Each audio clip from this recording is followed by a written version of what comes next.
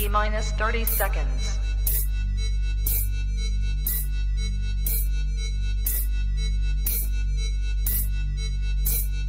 T-minus 20 seconds.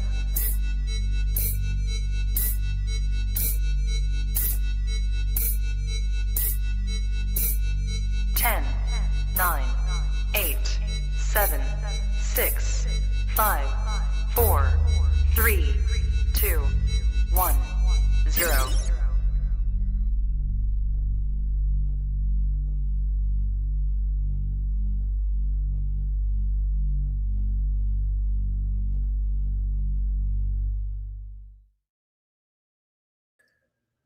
What's going on, everybody, and welcome back to another episode of Kush's Corner here on the Trap Talk Reptile Network, the coolest reptile network in the world.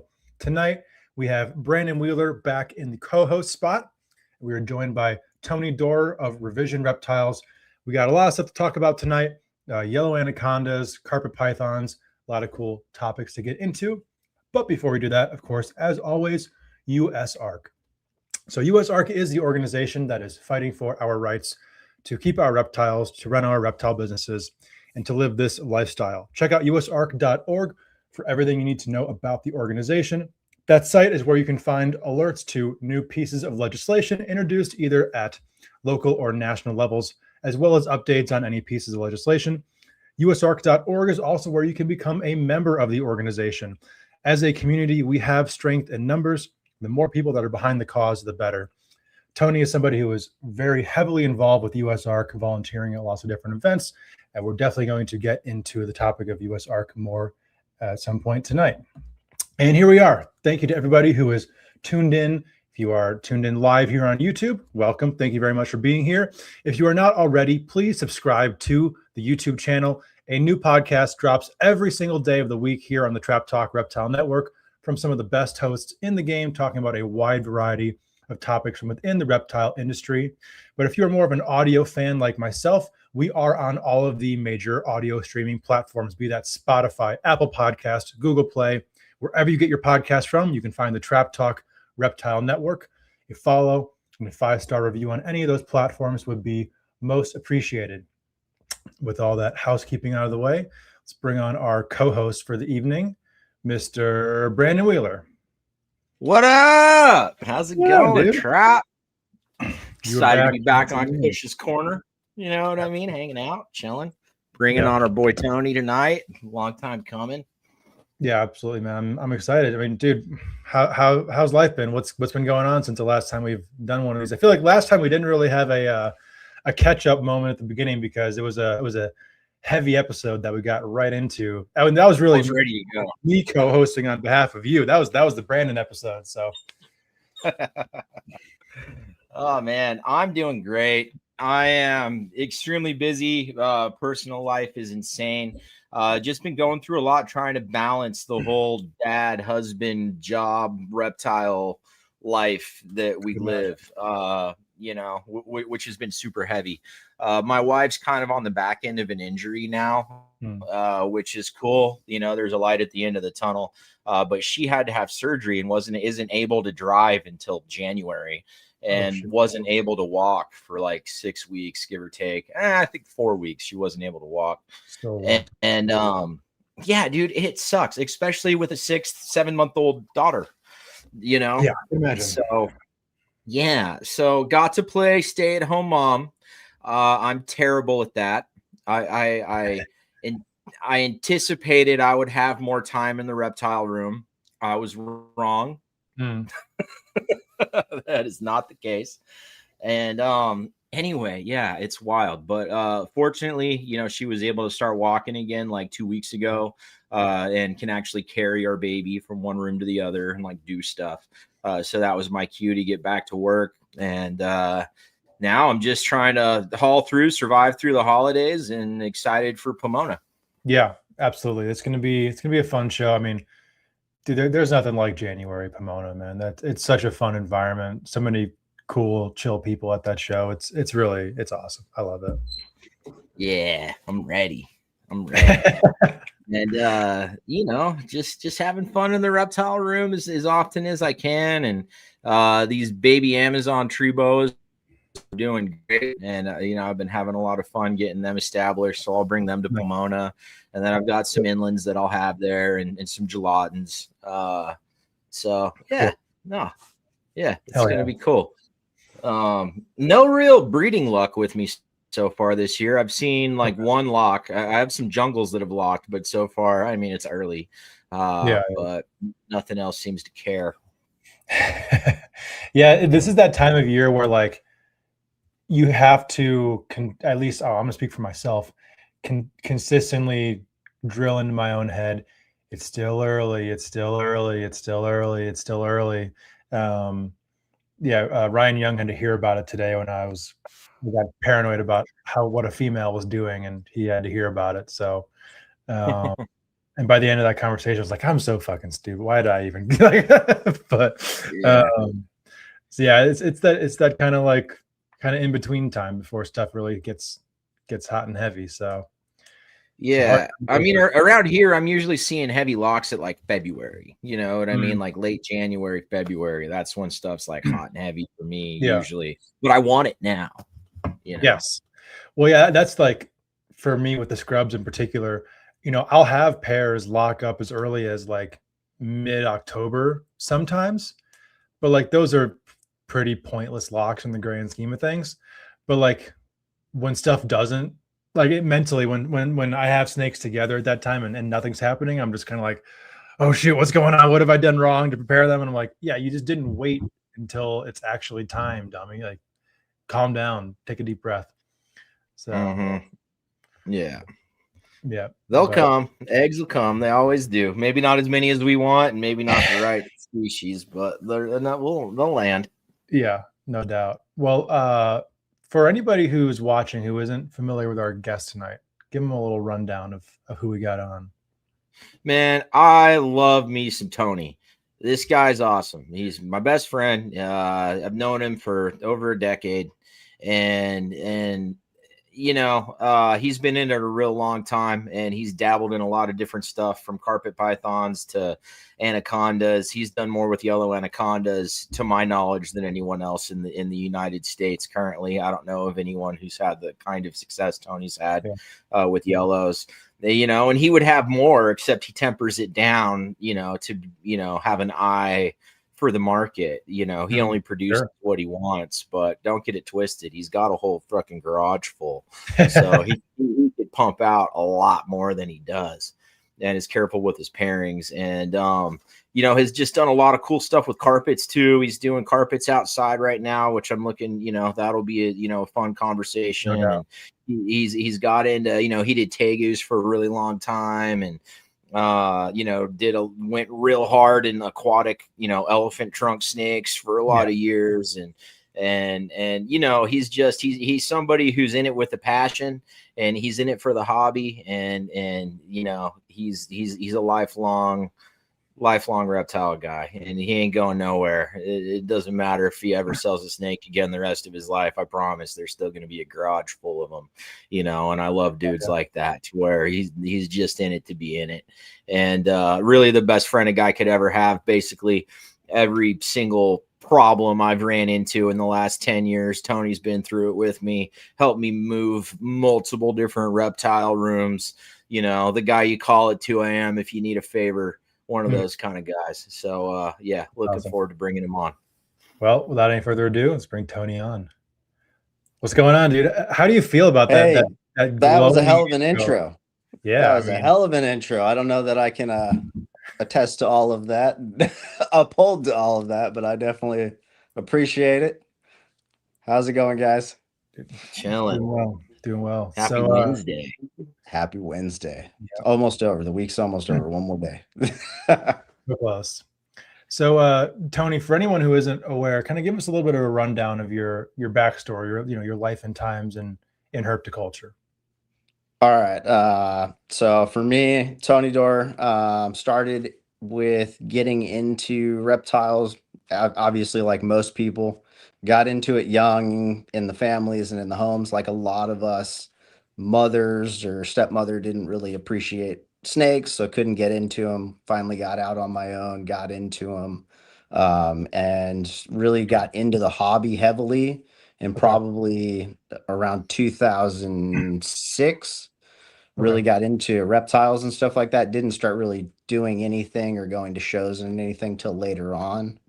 But really 2006, I got my first anaconda. A couple years before that, I think about 2005, I got my first carpet python.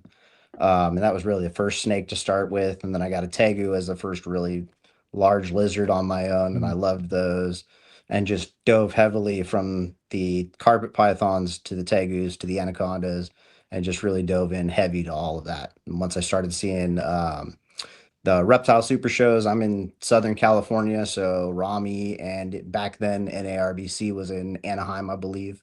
So we had pretty good local reptile shows. Started seeing the flyers for those. Started just attending as just someone to go to get feeders for the snakes, cut back on some of the bills, see the options that were out there, some of the animals that were out there, and just what the hobby had to offer. And that's when I really just started seeing what the hobby really was, and just dove heavy into that, and it just took off from there. So it's I started heavy with probably some of the wrong species. Carpet pythons was probably the best intro snake. After that, I jumped into everything that was not your beginner animal. But when I did it, I did 6 to 8 months worth of research. And I committed to those animals before I even got them. I mean, my senior year, I talked my parents into letting me finally get a reptile. And it was, okay, you can research it, let us know what you have. I came back and I'm going to get a Nile monitor. Built a cage, built all of that, talked my dad up to it until the day we went to go pick it up. And he was like, okay, you've gone this far, but reality is you're not getting this. So okay. I literally converted a display case, an 8 foot by 3 foot by 2 foot tall display case with 3 of 4 sides glass, sliding glass doors, and all of this senior year as a project. Just, hey, I'm getting a reptile. 6 months of research. Here's all the information. Here's all the work. My dad's like, fucking proud of you, but we're not getting a Nile monitor, and you're not getting a water monitor, which is your next one. So no, let's start with maybe a bearded dragon or something like that. I was like, that cage is too big. Man, that's cruel. That's awful. Jeez. Well, that's probably why when I was on my own, I jumped straight into, hey, tegus. I mean, I'm in Oceanside, so Triple L, one of their original stores, was not far. So I used to be in there all the time. And when I was able to get my own animal, it was like talking to some of the guys at the shop, Skillet, different people that were there at the time, and just, what do these need? What are okay, I'm done. I got it. And jumped into it head first. And I just learned the lessons as I needed to, but never gave up on them, just continued with them. Yeah. I think I'll push back on your characterization of having gone for some of the wrong animals, because that I feel like entails not having done the proper research and not taking the time. I mean, aside from anything venomous or a crocodilian or maybe a croc monitor, like, I don't think there are too many reptiles that are like a terrible species to get early on if you are doing everything in your power ahead of time for that. That's exactly how I felt about it. It was because, again, looking into it and doing all that research, that's exactly what I ran into. Dude, these are not beginners. They're not for you. They're intermediate, Some of the delays when getting into the anacondas or some of those other harder species, just availability at the time. But with the tegus, that was available all over, and that was just, you can easily get it. But yeah, they're definitely not necessarily not species to get into. They're just not your they're your common beginner, but not exactly something most beginners should jump into necessarily. Sure. Did you do both? Did you do black and whites, reds, and blues at some point? Like, have you tried all of them? Never been able to do reds. My wife doesn't like the color. I'd have to guarantee it's going to be a rosy red, and that's not something you can guarantee. Granted, getting with the albinos and stuff you can, but I don't know that I want to jump into that project that bad, so I'd rather save the east space. If I do tegus again, I'm putting them outside. Yeah. You don't have any more room. Well, you do have room outside. How many more cages do you think you can fit out there? I'm not running cages. Next house will have to have that. I can go There a you couple go. more in the yard without the wife. I may have to give up some barbecue or smoker space, but No, dude, we just move that to the other yard. it's possible. I mean, Brandon's not letting you off the hook on this one. He's got all That's all the right. ideas. That's all right. We'll renovate his yard and get more out. He just wants more cages in my yard. He doesn't need them. I don't have enough sun, Tony. You know this. You gotta cut some trees down then. That's what I've been saying. He just doesn't now wanna cut we're them. getting into my wife and how much that's not. See how this works? Uh-huh. Yeah. Mhm. How far are you guys from each other? Probably about 15 minutes. That's super nice. Yeah. Yeah, it's cool.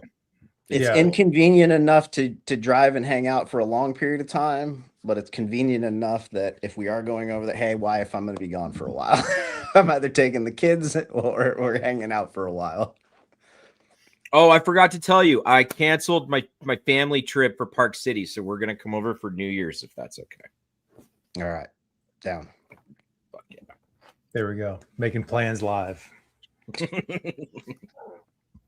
So, Tony, what was the process that brought you to carpet pythons being the first snakes to get into? Because that's something that not most people find early on, but all things considered, one of the better starter snakes.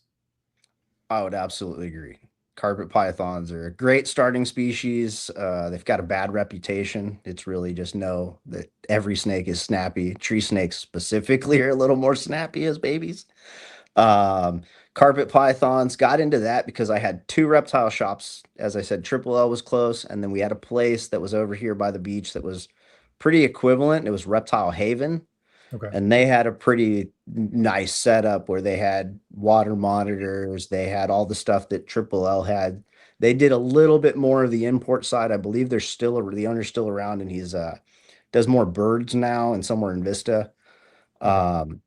But they've downsized the reptile side. But they had carpet python. So I jumped between those two as I was looking, and when I was ready to finally get into snakes or get something there, I was looking at carpet pythons and just talking to them, and then they were, hey, these are black and silver.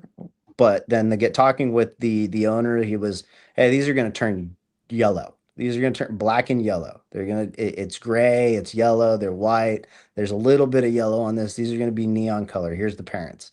He had they just purchased the clutch, I guess, and they had parents' pictures at that time of, hey, the local guy came in, dropped them off, sold them to us. Here's exactly the parents. This is what they are. I know they don't look like it, but that's what it's going to go with. And kind of getting into that and thinking, okay, how's this going to work out?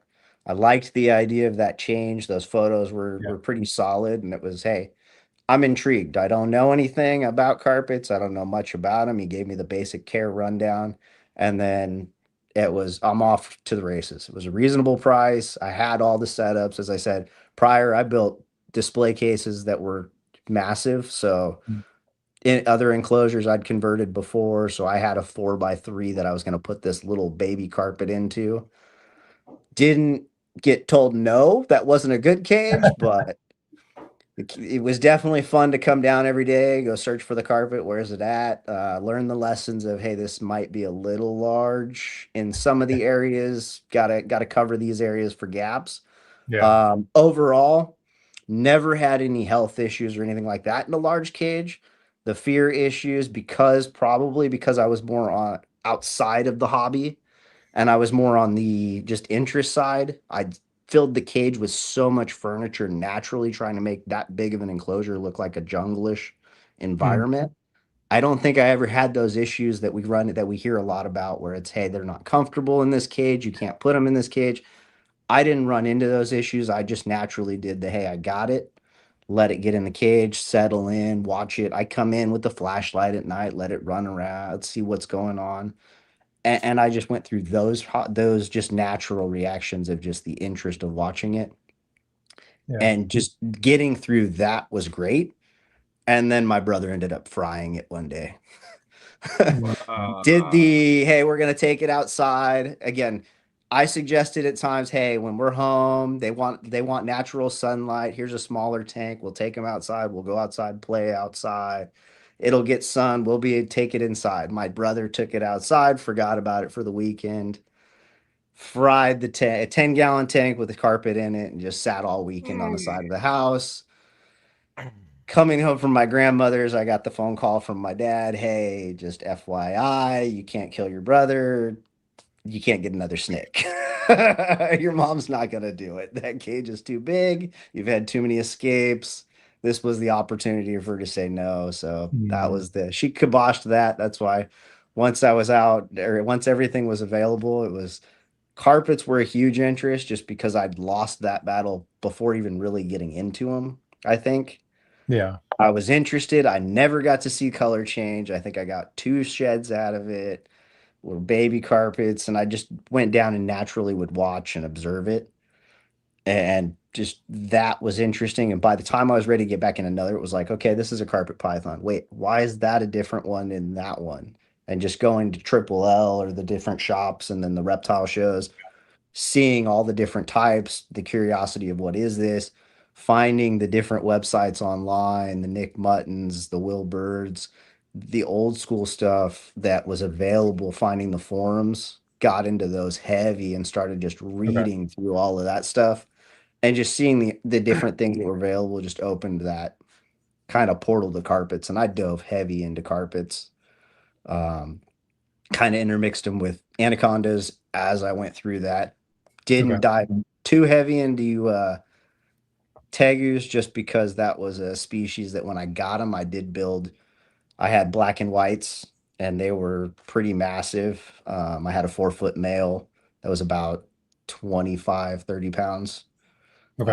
I'd had built an outdoor cage. I built an indoor cage, 8 foot by 2 foot by 3 foot.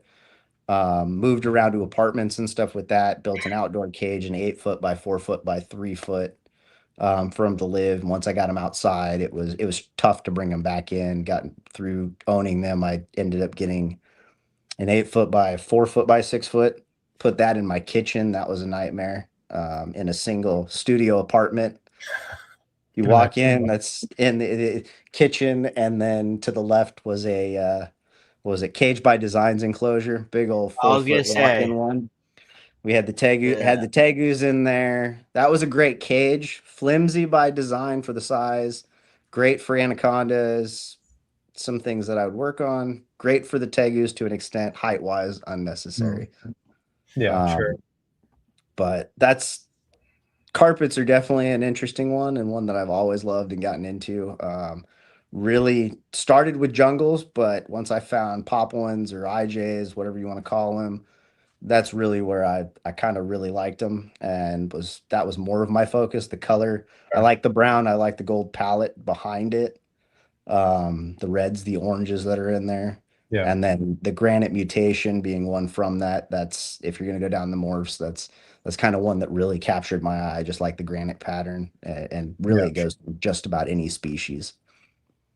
Yeah, I mean, it's hard to not love a snake that has that granity pattern, like a Mex king snake. Like, you can't look at a Mex king snake and not think that thing is super cool. It's that super pixelated pattern. So, like, yeah, I mean, really, on any reptile, it's always a cool look to get that kind of granity appearance. Yeah. So, okay, so you found the forums, you kind of started doing your research, you decided that IJs were the way you wanted to go. Did you ever have that impulse of like, let's do all of the carpets, as would be so easy to have, or were you like, no, like I'll do this and that, you have your coastals and diamonds, etc., but like the IJs were always the center focus? I had a huge impulse quite a few years ago, where I just went through and I was on a buying rage and just buying anything and everything between zebra. I mean, we had Psychotic Exotic and Todd Dyer working Psychotic Exotic in our backyard here. So that was hugely dangerous, highly dangerous. Between that, conversations with Nick, I've got Brandon here, who's just not a great influence if you're trying to avoid buying things. Various friends in the community that were also, hey, I'm into this carpet, I'm into this carpet, I'm into this carpet.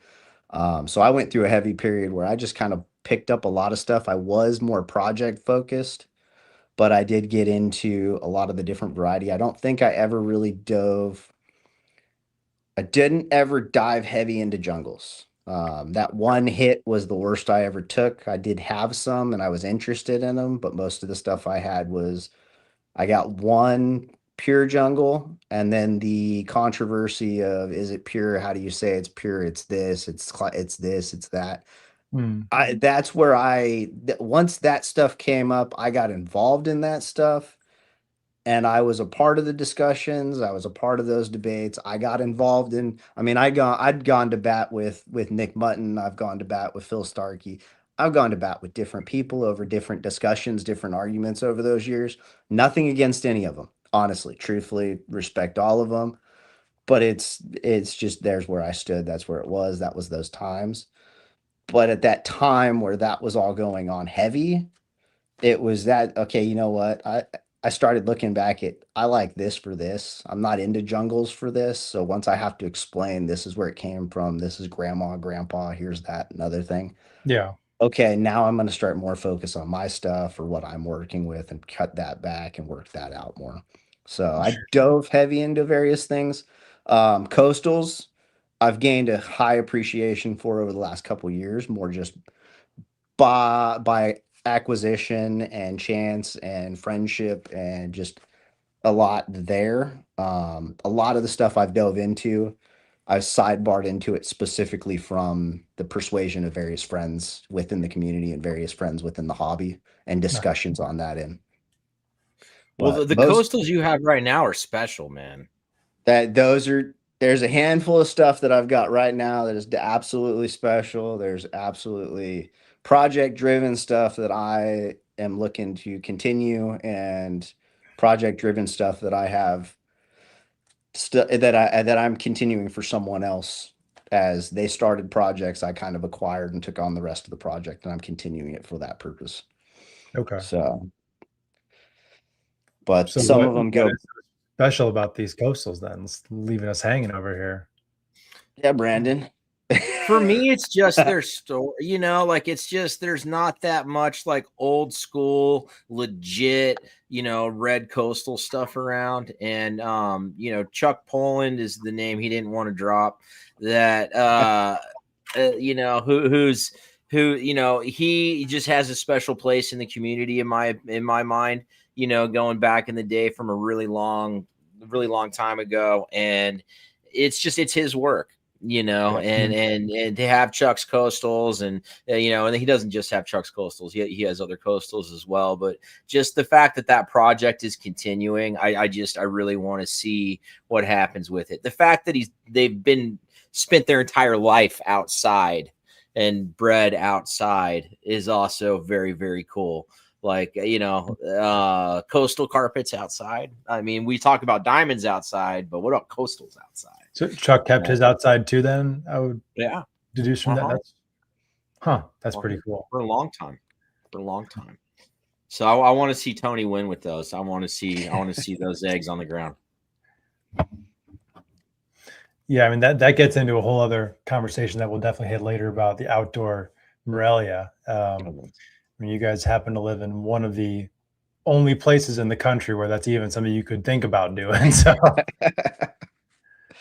yeah, I mean, I remember seeing that your enclosure, Brandon. I mean, man, so cool.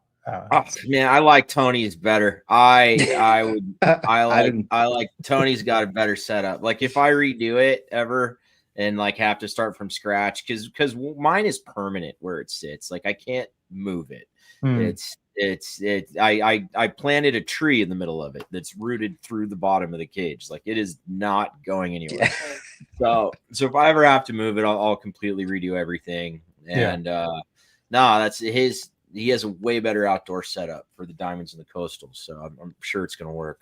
Well, I mean, shoot, we're here now. So what's different, Tony? What did you do that's different from? Well, first of all, who made their enclosure first? Technically, you set yours up. By default, mine. Chuck actually built these enclosures for where he was at. Okay, so you got the enclosures with the sinks. when I acquired the snakes, I made sure that I could purchase those or take those also, because Got it. that was my whole thing with continuing it is, hey, you're in Southern California. He was a little further down Yeah. south. Up north. I'm more coastal a little bit. I told him, I was like, if I'm going to continue the project, I want to continue it how you saw it.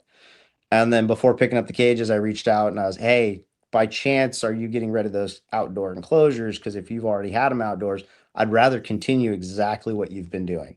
It's going to change, obviously, from the coastal region to the a little more inland Southern Sure. California, but that difference isn't going to be much. They may see 5 degrees less. I can accommodate and offset that, and if I know ahead of time where I'm putting them and how the temperatures fluctuate. So as far as those cages go, Chuck had built them himself. They're two different ones that he'd built, one for one pair of carpet pythons he had, one for another. So what I did was I took them, brought them in. I did make a few minor modifications, added mounted heat panels to fixed hides that were in there, so that instead of using most of our enclosures that we have in our reptile rooms have we have a heat panel or heat tape in a single spot that just heats up the ambient and the overall area. What I did with these, because they're outdoors and the ambient air is going to impact it completely, I took the hide boxes and I mounted heat panels in there. So now you've got a Okay. box that has an opening they can come and go. So there's always air circulation through there. The heat panel is always going to be running during the winter, but Yeah. at the same time, you have a box that's going to kind of insulate and isolate the heat more, and allow them to kind of thermal regulate a little better. So they Okay. can go to the heat versus they can stay out in the cold. I still Rather think you than should take the tops off. tops off the You gotta take. cages. I don't Uh, like the tops at all. I fucking hate them. I think you should take the tops off, and I think you should drill holes in the bottom of it so it can drain if it rains too much.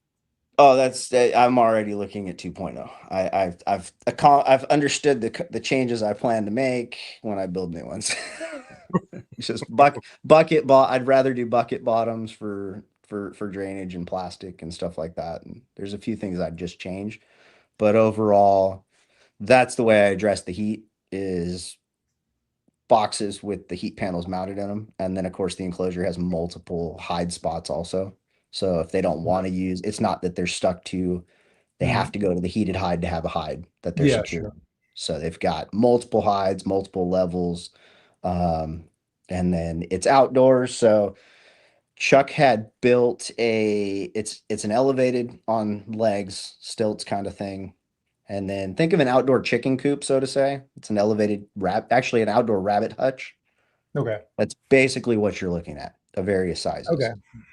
So it's an outdoor Right. chicken hut or a rabbit hutch that he's kind of built out. He did the bottom has basically a 1 foot solid base, so you can fill material in it, and then you've got the hide boxes in there. So for winter time, I don't change anything out on the outdoor side because I've got the heat boxes. I just have them set at a fixed temperature all year. And then for winter, what I've done this year is, because we're a little more coastal, I've added just a thick layer of sphagnum moss over just the cocoa bark that I already have in there. So there's 2 layers, and they can basically insulate themselves between all of that if they don't use the hide box. Okay. Have you seen any differences in behavior between the diamonds and the coastals, and like how they're interacting with just the question. outside environment? Both of them are still hungry. And if I put food in one cage, the other ones will come out and be pacing the edge of the other cage where they meet or where they're closest together. I was Nice. actually surprised to see that, because I fed the coastal female pig, and the diamonds were very active. Wasn't surprised to see them as active, but the female took the pig and was good with that. That's badass. How big was the pig? Just over 2 pounds, I believe. That's badass. So I love that. yeah, Steven, how much does a jumbo rat weigh? You would know that off the cuff. I know it in grams. It's between like 275 and 375, generally speaking. So not quite a pound. Yeah. So that's That's cool. a meal.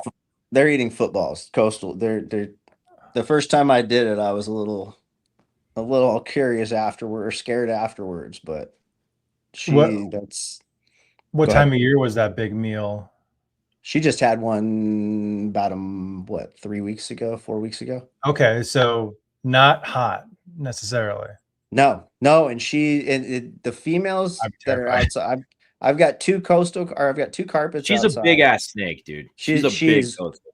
she's pretty Okay, large. She's how old also. big She's is fairly old. big? Would you say Like, about 8 foot, 9. okay. 9 foot? Dude, I Yeah, was it's a envisioning like big a coastal. 6 foot coastal female with a 2 pound pig in her, just looking like that.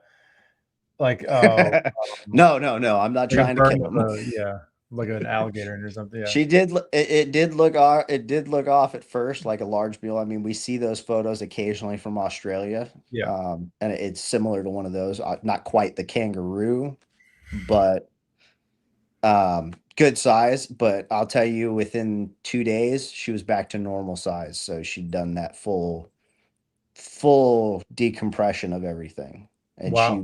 it was a football. So Yeah. that's where I knew that I was okay on that end, especially this late in the season. It was just she'd been off food for a little bit, but she just happened to be something was, hey, you seem to be pacing or showing a little interest. We had a slight warm-up period. Okay. The females and the males seem to be on opposite ends. The females want to be out during the cold, the males don't. Um, Interesting. Flip that and they're off, they're out. I mean, there was a period of time where I could like clockwork clock my male coming out and positioning himself waiting and staring like at the cameras that I have mounted in enclosures on a nightly basis. I could clock he's coming out for this, he'll spend this amount of time out, he'll be back in at this time. The moment we started dropping a little colder, um, it flipped. The female was coming out and just positioning and laying out, spending most of the night out. Recently, we've hit some temperatures that she's started seeking variations between some heat and no heat. And then Okay. the coastal females kind of done similar things. She's more, the coastals, I feel we might not understand as well because my coastal female has had a few times where she's stayed out and I've gone in and personally been concerned for her, but Yeah. she's been perfectly fine. She Wow. seems to be staying out, positioning herself out in the cold more Hmm. overnight. The diamond female even seems to be seeking heat more than her during this winter so far. Really? Yes. Very interesting. So Huh. I thought that I thought the same thing. That's the first time I really seen it. As I said, I haven't gone in to look at the diamonds and had a point where I was concerned about the female or Yeah. any of them that, hey, I'm going to move you to heat.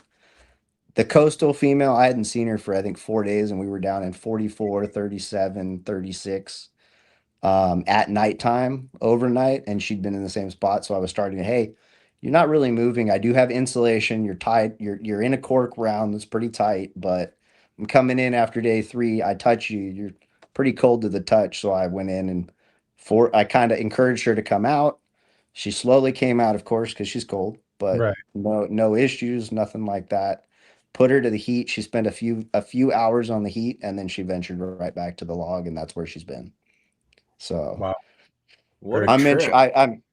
I keep checking on her. But as I said, it's been more of an interesting thing to see the coastal female, especially she's older. And she's so large, seeing her specifically seeking the colder area. And it's Hmm. right outside the heat box. So I've got cameras. They're Yeah. not catching her going in and out. The male's basically living in the heat. Yeah. Um, when it warms up locally recently, on the warmer weeks, he's been coming out and kind of venturing around, showing interest in food and things like that. But Okay. she's not, she's kind of hunkered down and she's staying solid. She's more disturbed that I'm intruding on her and making her kind of get some heat. Yeah. What are Yeah. your thermostats set to on the heat? Thermostats are set to, in those enclosures, are set to 88 degrees because it is a heat box. So I've got them in the closed box. They're only, I'd say, 6 to 8 inches from the heat panels. Um, bedding wise. The coastal enclosure, because they're bigger, I think their cube is 12-inch deep, 12 to 18 inches deep. So they've got a bit more depth. Yeah. But their thermostats the probes are mounted about halfway down, and I've got data loggers that show me the time or the temperature and humidity in the back corners where the thermostats are, so I can get an idea of the thermostat set to this. Is it actually getting that? Obviously, at night it's set to that, but as I said, there's probably a 3-inch diameter hole in each of them, so all of that hot air is coming out. It will drop, and it does drop in there, so they are at night not at 89 degrees all night. I think they're mid 70s, maybe mid 60s. Okay. I'd have to take a look at the data loggers and see where they drop to, but I know sometimes they'll drop pretty good, and then obviously once the warm-ups or the daytime comes around, they'll spike back up because they can hold a little bit temperature a little bit better. Okay. Are you keeping those panels on in like the warmest part of the year, or will they naturally just turn off because they surpass the temperature you set it to? They should turn off because they are set to thermostats with probes. I've got both of them set up right now to herp stats, and I've got a herp stat set outside for everything. Everything I've run from aquariums to enclosures, I've run on herp stats. I've used other things, but herp stats, I feel like you get the right probe, it definitely will work. It's you can do redundancies and things like that. You got to calibrate it. Yeah. My problem is as a career, I work in sensors and things like that as development. So when I set up something that's got a thermostat or something like that, I set it up and I temperature check it time and time and time again so that I have an idea, hey, this is what it says. The reality is it's something along this.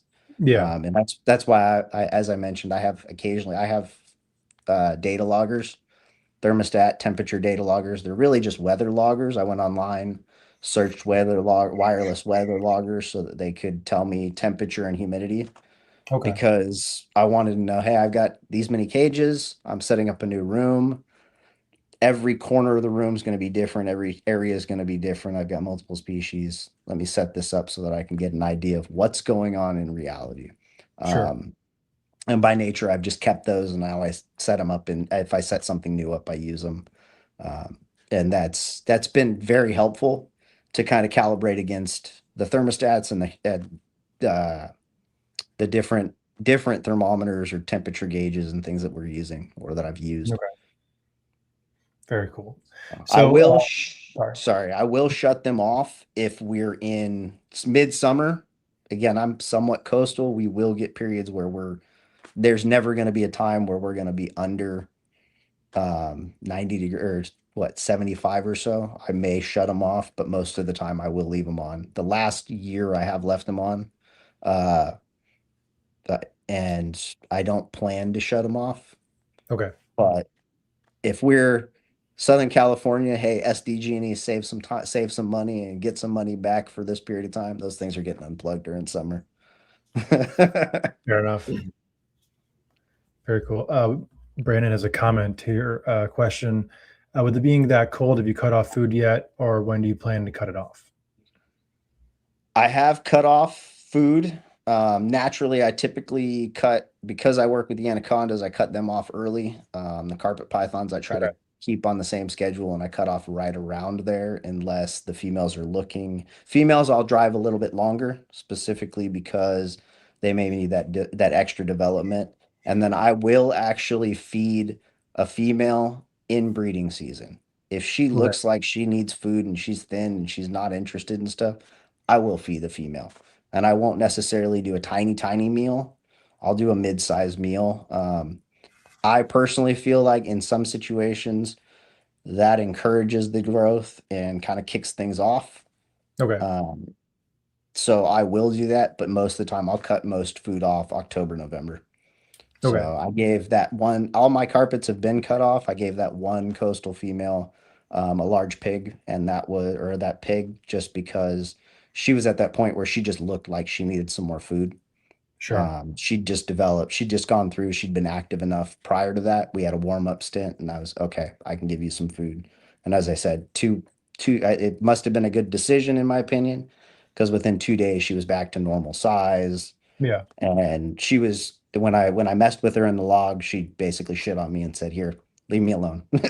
So I think that was good enough on that end. So Okay, cool.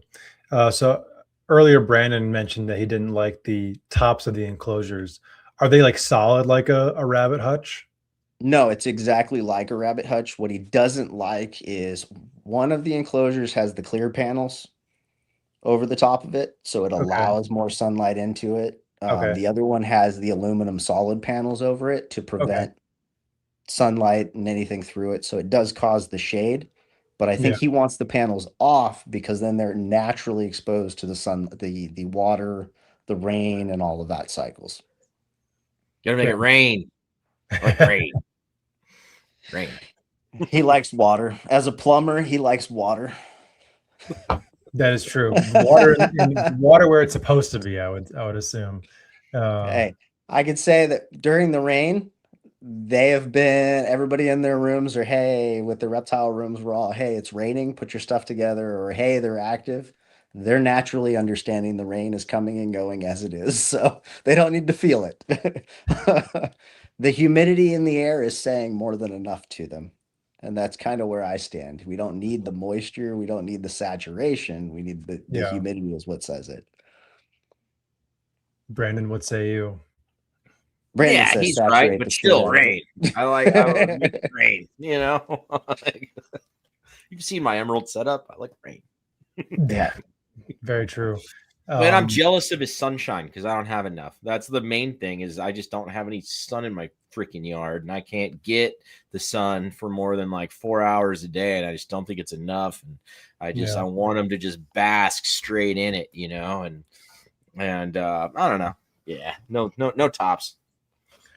So with them having the tops, especially the one with the aluminum panels, do you see them basking in the direct sun when it hits the enclosure during the day? They do. They do bask in the sunlight. They know they learn the schedule pretty quick. Yeah. Here's where sun's coming. Here's roughly when. I know a lot of people say when their lights come on, it's strange to see this animal knows. It's not strange. It's kind of nature. That's how we know when to get up. We know when to go to bed. We know those are things that you learn based on where you're at and how you do it. It's repetition, and they learn. Hey, this is here. If I sit here around this time, it's not an exact science, but around this time, there will be warmth and things like that. I can say the diamonds know for sure, and they'll do it.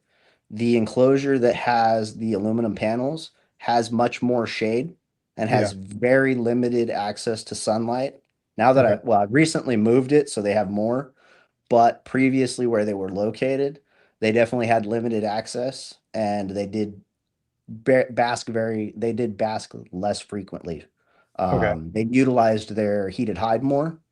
and they actually used it in more of a sun a basking schedule, which was interesting. Oh, the So box. yes, they'd use the Oh, wow. box as a basking schedule. So the camera would catch that they'd spend the night and the entire time out and exposed. They'd find a hide area or where they want is their area. Hmm. And then Cool. during the period of time during the day or whatever they wanted the sun or the heat, they would venture to the box, spend the time in the box, and then venture out. Wow. So that was kind of Okay. interesting to see. Hey, this cage has just about no sunlight. If they don't catch it by this time, this is where their heat's coming from. They know the majority of their heat's coming there, at least if they want the direct heat. Yeah. And then the I other thing definitely is echo that. yep. And then the other You thing know, just is go ahead. no, I see the same thing. You know, my diamonds know where the sun is at, when it's going to be there. They'll come out right in the spot and wait for it. Like they know how long it's going to be. They're on the way. Like they've got it scheduled, locked in to the exact spot, and it's really you know, like I could tell you what time of day the snakes will be where, and generally it's you know. This That's time of year is where it gets messed up because the temperature is not consistent. Yeah. But the majority of them, I mean, you can during summertime, it's pretty easy. You can go plus or minus probably 10 minutes and say, hey, this is, I mean, I work in an office, but I've got wireless cameras set up in the outdoor cages so that I can kind of peek in, and I can basically be sitting at work and go, hey, I can clock in or look in and guarantee that I'm going to catch a one of the male, depending on the time of year, male or female outside. This time of year, I'm finding the female out basking. During the summertime, the male may be out basking a little bit more. Okay. Very interesting. Yeah, I mean, just that concept alone, keeping snakes outside is just so cool. I've kept lizards outside, never snakes. Something that I definitely want to do if and when I can. Dude, you're in Texas. Yeah, but I am in the desert in Texas with mostly tropical species. You have rattlesnakes. I feel like that's a bad idea. You just set it up right. My neighbors will look over like, hey, what's that there? Bzzz. Yeah, I don't know. That doesn't seem like a bad idea. But Don't listen to him. Don't listen to him. I don't know. This is one of those times. Keep going. He's not going to convince me to keep rattlesnakes outside. Don't worry. So I guess I'm interested in how the breeding has been going for you guys with that, because with a lot of us python people won't cohab our snakes permanently. Particularly for a lot of reasons, but one being that a lot of times people say that they would get too comfortable with one another and they wouldn't breed. They just kind of be roommate snakes, more or less. What's the experience been like with the outside enclosure for you guys? And what are your thoughts as far as them being cohabbed in that space? Tony, I'll start with you. I've limited experience. I'm rounding 1 year with the carpet pythons and the diamond pythons outside. I believe this coming weekend will actually make it a full year since I've had them outside. So far in my experience, I do not plan to separate them. Actually, with the diamonds, I've joked with Brandon, not really much of a joke, but it has to be a joke because he won't let me do it, about actually letting them maternally incubate outside in their enclosure. That would be cool. Just to see how that goes. That'd be so cool. It's a terrible idea. And I do not plan to separate unless the attitudes and the behaviors change to where I feel that there is an issue. Again, I caution that for anybody watching thinking that this is a great idea. I caution that because I have cameras that have motion and sensor activity that will let me know if they're out in the open. So before anything gets crazy, I imagine the cameras will be going off. So that's how I plan to know if they're going to go crazy, and I need to separate them. But I do not plan to separate them. I feel the enclosure is large enough. I have multiple hides. I have multiple locations. I will at least go to, if they do lay, she's going to lay in there with him in there. I don't plan to separate them. And again, unless something happens or there's behavior that says I need to. Yeah. Naturally, they would separate. So I feel like I'll see that type of behavior, and any of us would. I think with the coastals, I haven't seen any issues, but as far as breeding, I haven't personally seen much breeding so far. I did see, we got a cold spell a couple weeks back. I think I saw a brief breeding activity, but they really haven't shown much interest. Okay. So I haven't seen anything on that end. Okay. So Brandon, you have done it successfully. With that experience under your belt, what are your thoughts as far as all of this goes with the cohabitating? I think it's fine. It's interesting to see. The one thing I've noticed, because I'll cohab inside and outside different species, for different reasons. And I do believe generally, if you were to be able to ask the snakes and they could talk back to you, they would tell you that they would prefer to have their own enclosure. I do believe that, and I only believe that because of the way that I've seen them interact when I have the cages set up with portals to where they can climb from one cage to the other, and just how frequently I have an open and how frequently they would rather be in their own space. Because a lot of time if you've given the opportunity, they'll be in their own space. I don't see a problem with it. The only issue that I have with the cohabitation is feeding time and remembering to separate the males from the females before I start thawing out rats and smell like food.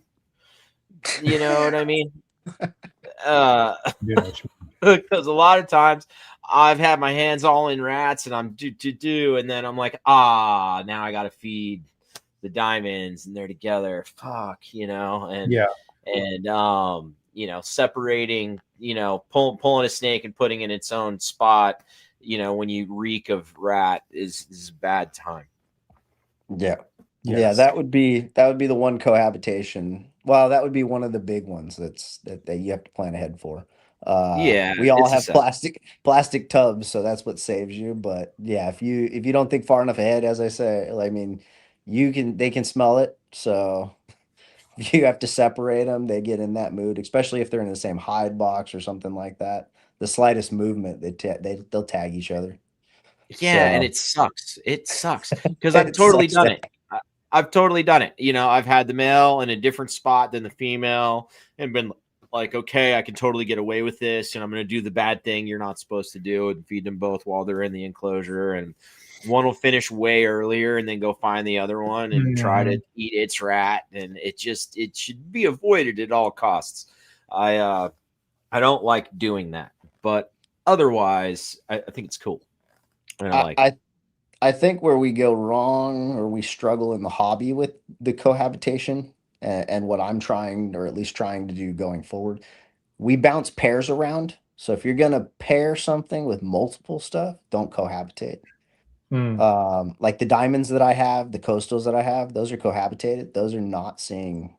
They're likely not seeing other pairs.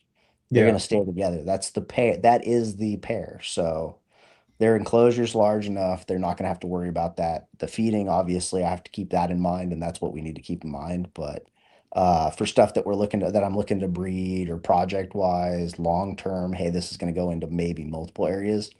I think that's where the cohabitation runs into an issue. So we cohabitate something for a little bit of period of time, then we bounce it to another thing, that cohabitation, and then we run into the health issues that comes with the cohabitation discussion. I don't think the health issue is necessarily a cohabitation thing. It's a contamination.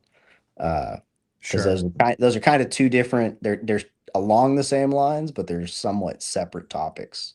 Yeah. Yeah, and I would say that if you're gonna do it, the cage has to be right. You have to set it up for it. You can't just cohab in a tiny ass enclosure that's the right size for one snake and throw two in there and be like, oh, it's okay. Kush's Corner I listened to, and they said cohabbing's fine. Like, nah, dude, these are big cages with a lot of space and multiple different hide options. They can get away from each other. There's more. You got to set it up right. Yeah, you're not throwing it into a hatchling tub.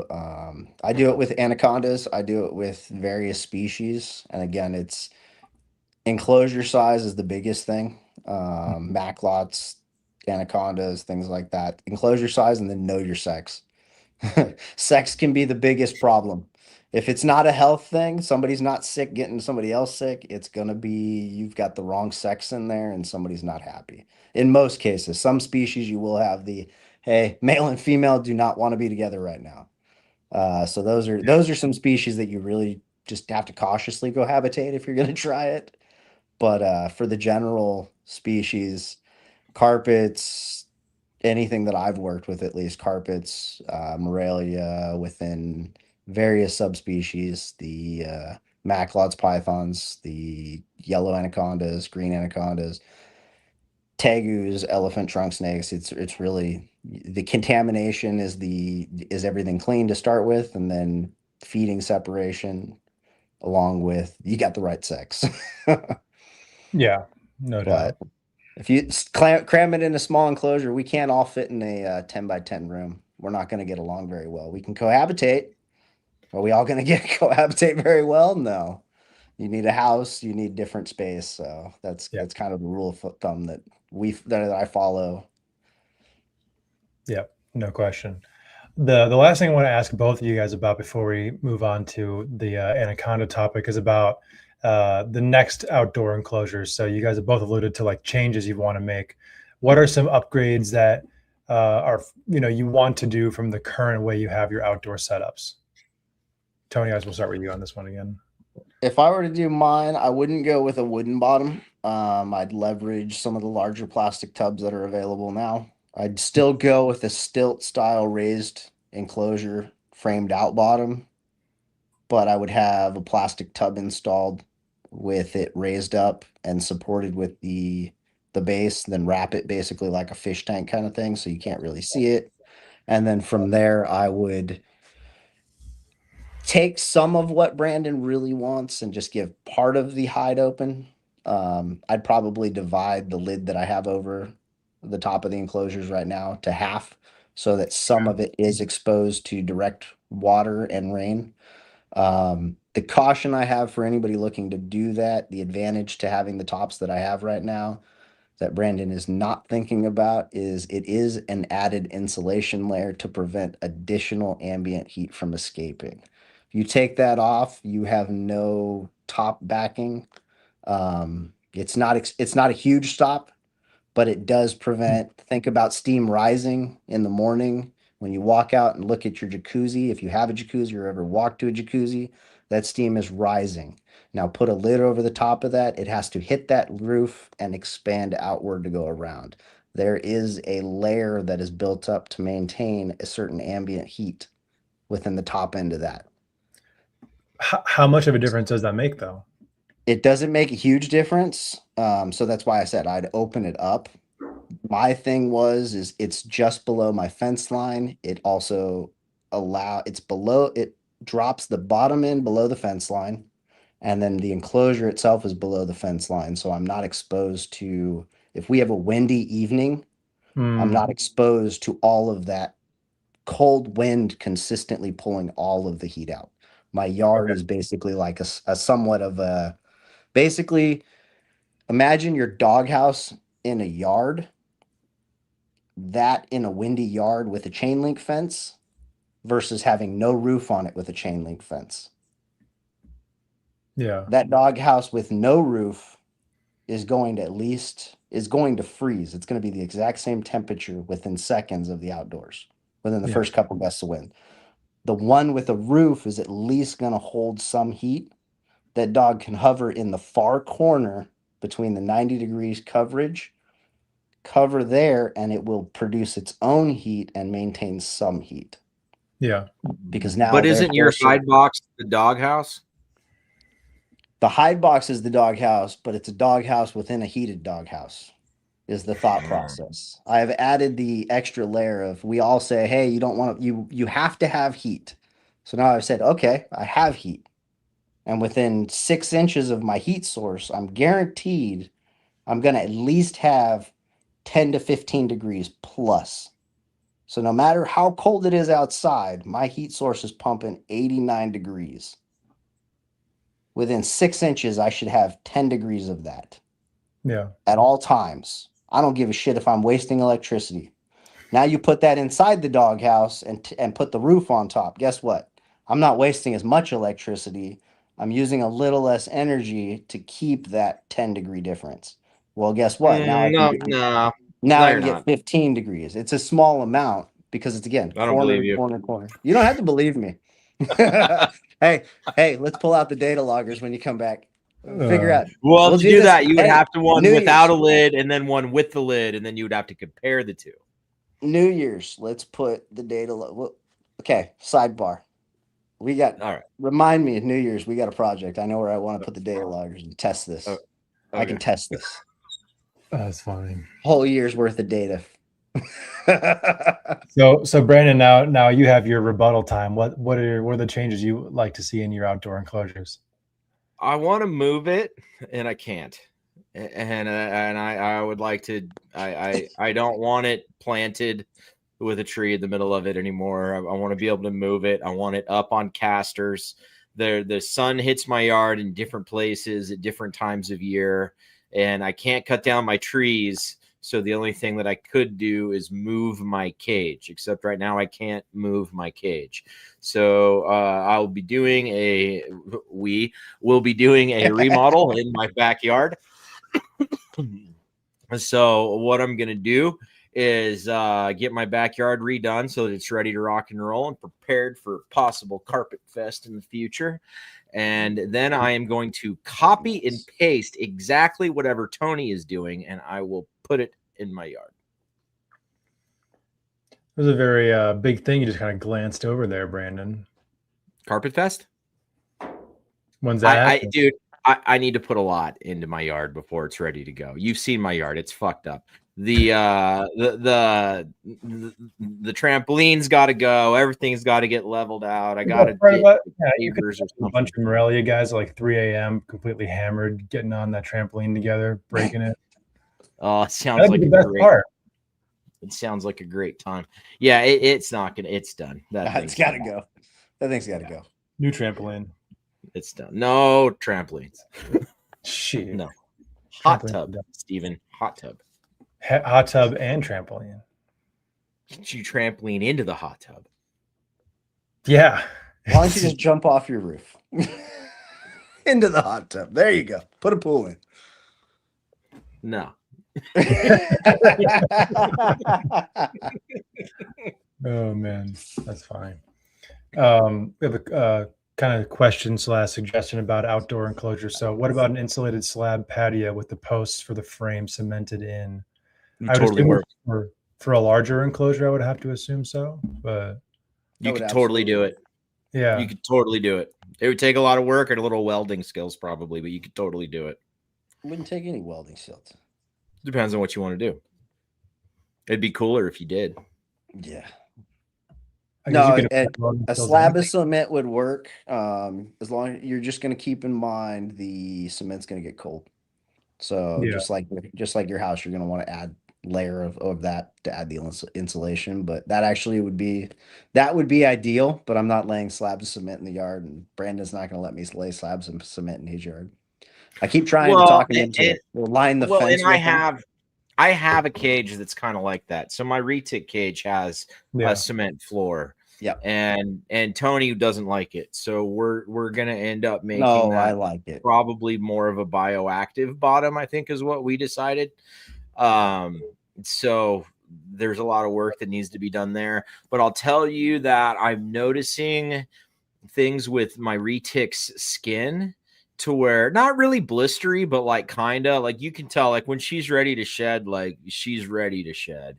And I think that having the cement bottom and not having the bedding that, some sort of like a substrate situation is probably causing that. So now I need to change it. So it's cool to have the cement slab. You got to put something over it. I'm no longer a big fan of the concrete floor after a couple of years of trying. Okay, yeah, that's his follow-up question. Yes. Covering the bottom with substrate. Absolutely. But in an outdoor setup, do you think that would insulate enough heat to justify it, or would you probably insulate the slab and then also? Okay. I would probably run the post into the ground and then again build a frame around the bottom so that you've got a sustaining layer where you can kind of build a barrier. And you can get depth in that. Obviously, if you're just throwing a carpet layer over the concrete, I mean, a carpet will insulate. Just think of your garage. If you throw carpet down in a concrete garage, it is a little warmer. But if you leave that if you throw something thicker and thicker and thicker, it's going to get warmer and warmer.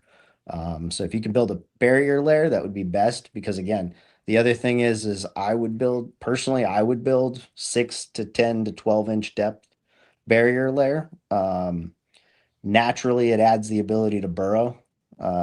If you've ever seen any survival episodes of anything for humans, you dig down and get below everything. That's the same thing with any animal, and that's their natural instinct. That's if they don't find a hole, they're going to make a hole. So adding that layer, and then in the wintertime, if you're in an area that gets colder, this is a caution, obviously, depending on the cold that you get. I'm in Southern California, so my method would be add a bark layer, cork layer, and then in wintertime, like I do with my enclosures, I'd add a thick enough to my extent sphagnum moss layer.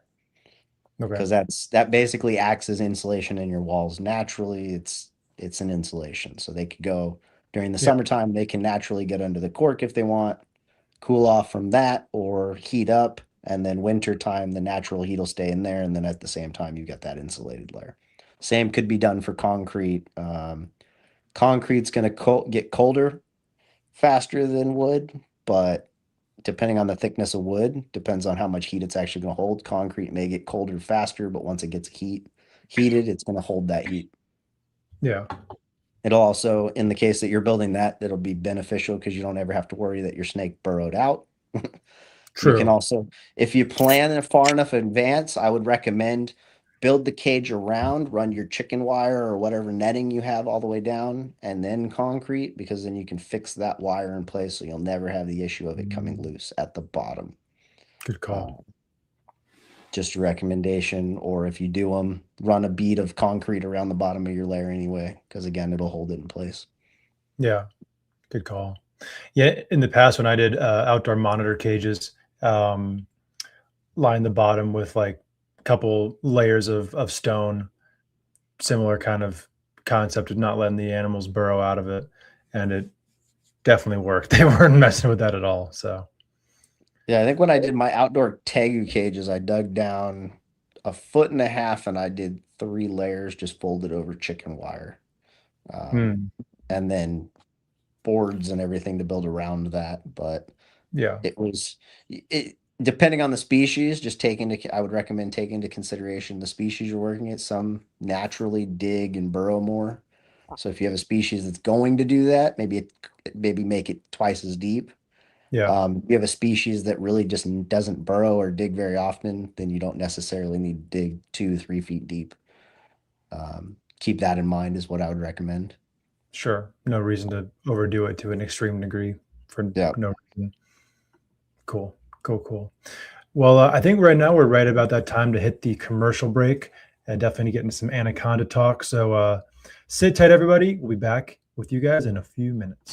Sorry for the interruption, folks, but a quick word from our sponsors. Green tree pythons, emerald tree boas, and plenty other arboreal snakes have been quite the popularity here at the Trap Talk Reptile Network, which brings me to today's sponsor, the Reptile Perch. Head over to the reptileperch.com and Reptile Perch on Instagram. See what type of design PVC perch is best for your arboreal reptile. But first and foremost, I would also check out David Brom's Green Tree Python availability on the website. You can also check out his Instagram just to stay current on any projects or any productions that he posts. Thank you so much, David Broms, for your ongoing support.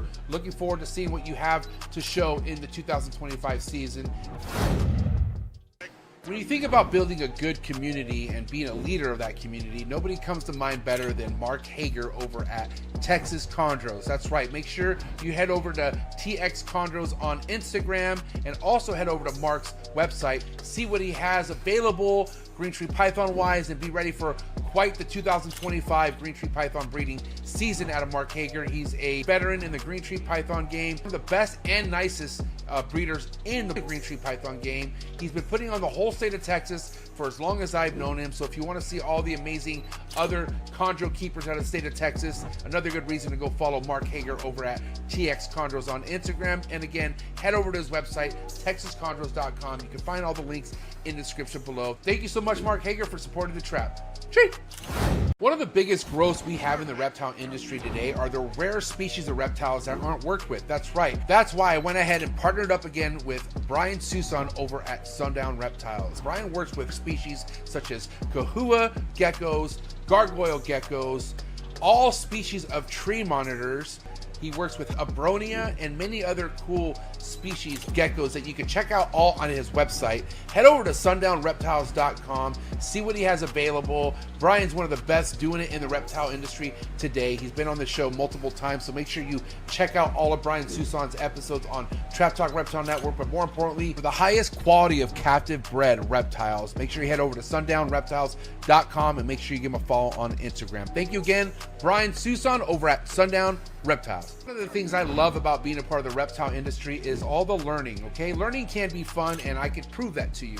Thank you so much to today's sponsor, Gary Scavino over at gs.reptiles. I highly recommend you head over to his YouTube channel, follow all this man's content when it comes to learning about rare species of snakes you could be keeping in the hobby, and also just finding out how easy a lot of these rare species of snakes are to keep in general. So thank you so much, Gary Scavino of GS Reptiles. Again, head over to his YouTube channel. Also head over to his Instagram to be on top of all of his current work and be ready for a big year over at GS Reptiles. Thank you so much, Gary, for your ongoing support. I really appreciate it. Choo! Alrighty, everybody, we are back. So, Tony, I want to start getting into the anaconda conversation. Earlier on, you said that they were a species that you got into early on. What was the initial fascination with anacondas that made you want to take the dive into them? For yellow anacondas, I was looking for a large snake, and naturally, the albino Burmese for a lot of us is what we see, what we're kind of first introduced to when we're young. Sure. So I was looking at those. Didn't really, I like them, appreciate them, didn't want something that large. Saw the reticulated pythons, definitely didn't want something that large. So naturally went, hey, let's look up anacondas. I like those things. Why not? Okay, well, that's not yellow. And found through looking at green anacondas and kind of looking at those, okay, if I'm going to look at something that's large like a Burmese or a retic and I'm going to get a large snake, at least throw your green anaconda in that mix. And then looking into your green anacondas, I stumbled upon, hey, there's actually a smaller species that's actually yellow, and kind of got into that, looked in, oh, okay, well, they're not known to be nice, they're ugly, they're nasty, defensive, things like that. And I'm like, well, that's okay, it's a snake, so they're gonna bite. It happens. Let's get past this. I'm dealing with a tegu that's in its teenage stage, and I have to throw a glove in its mouth just to get it out of the enclosure and work with it. So, how much nastier can a snake get? Real. Especially if I can find a baby. So I just kept looking for those and looking into them. At the time, I couldn't find any. Really, there were none available. Found kept searching them. So that forced me just to continue down the path of you have to do research. You have to keep looking. You have to keep looking. So when I was at work, if I was on the computer and it was downtime, let's look for them. Let's search for them. Let's read anything I could. I mean, there Yeah. get to the point where I couldn't find anything new online to read about them. And I was reaching out to the people that had the ads that didn't take them down. Mm, And okay, I know your ad's been up. I know this. Hey, any chance you have anything? You have anything? And then eventually, finally, I ran into East Bay Vivarium up in, I believe it's Northern California. They ended up having a litter. And as soon as I saw that, hey, I'm getting one, purchased one, I'm going to call you. This is what I'd like, if possible. And purchased, got it, that was the first time really ever purchasing a snake that I had to have shipped to me, or that I ever had to go through that routine of online buying something, dealing with somebody. It was really odd because it was a shop, and a yeah. lot of what we deter from people today is just going online and hitting buy. But that's exactly what it kind of was. I went out of my way to call and go, hey, by the way, I placed an order. What's the details, this and that. So that was an interesting introduction, but that was kind of what it was back then and where it was. So when I got that, that was fresh baby, brand new. They'd produced it, and it was a snake that I'd done months of research on. So Mm, I had already discarded the natural, hey, it's going to be this, it's going to be that. Had it when I opened the box, I had that in mind. The obvious, hey, everything for the last 6 months or whatever have said it's going to be defensive, it's going to be angry, it's going to be nasty. yeah. Got it. And like most snakes that just get shipped to you, it was colder, it was easy to handle, handled beautifully. This is okay, nothing big deal. Set it in Yeah. the enclosure. Um, and I just truly appreciated that animal, and I'd wanted it so long that I think I didn't care. I worked with it daily. I handled it daily. I looked at it and checked on it daily and went through that. Hey, this is a pet. And because it was treated as that and it was handled as more of a pet, I never got that reaction from it, or that mentality from it, or that side of it. So Okay. immediately I was like, okay, for the first year, I got no no negative interactions, nothing like that, no defensive, no Dude, strikes, nothing Tiny crazy. was so tiny. You're talking about Tiny, right? Tiny, yeah. And Dude, Tiny was the calmest snake ever the best until yellow forever. anaconda, dude. The best ambassador for the species. Like, dude, such a sweet snake. My son started holding Tiny when he was like 4. Nice. Yep. I've introduced Tiny was the first one I got, the first large snake I'd ever owned. Before that, I owned a 3-year-old carpet was the biggest I'd had. Um, and I jumped headfirst into it. A year later, I got a pair of yellows, and then Tiny actually, for 3 years in a row, was missexed as a female. And it was when all of them, the 3 were finally together years later, and all 3 were in a breeding ball. I took a photo and sent it to the local shop guy, and I was like, hey, I hate to say it, but I've been telling you you're wrong, and this proves it. um, but that was kind of the sign of you don't probe an anaconda or yellow anacondas at least. Hmm. Okay. There's you don't want to do that. It's kind of not very leading. Don't popping them's not very telling necessarily either. There's just you kind of just run your hand down the back and wait for a couple pops. You feel the pops where where the male's parts are supposed to be. Okay. And that's been probably the most consistent. And I think Brandon can attest to it because Interesting. there were a couple years where I produced yellows and, hey, Brandon, I've got a bottle of bourbon over here when you coming over so we can go through these males. I've got them sexed for what I think. Your turn. Oh yeah, it was a nightmare. The baby And, yellows are hard. It took a second. I mean, you can probe them, you can pop them, you can do all of that. I think just the We've tried. easiest, We've done the all 3. simplest one and the quickest one. And even Brandon, the first time we went through it, he's like, that is so clear. It's ridiculous. I hate us. But Yeah, it was way easier to do the palpate method yeah, versus. I've heard that with that's boa constrictors, but I have not heard that for anacondas. But it makes sense. They're very similar snakes. So yeah.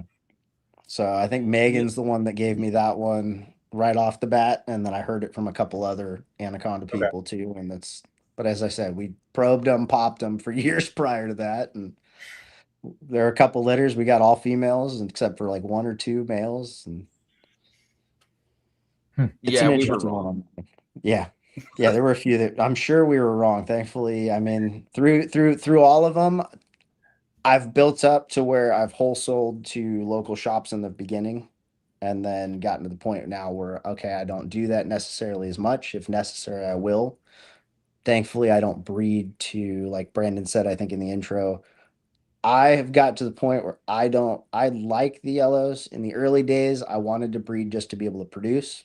And Yeah. that's when I did the wholesale in the first couple litters.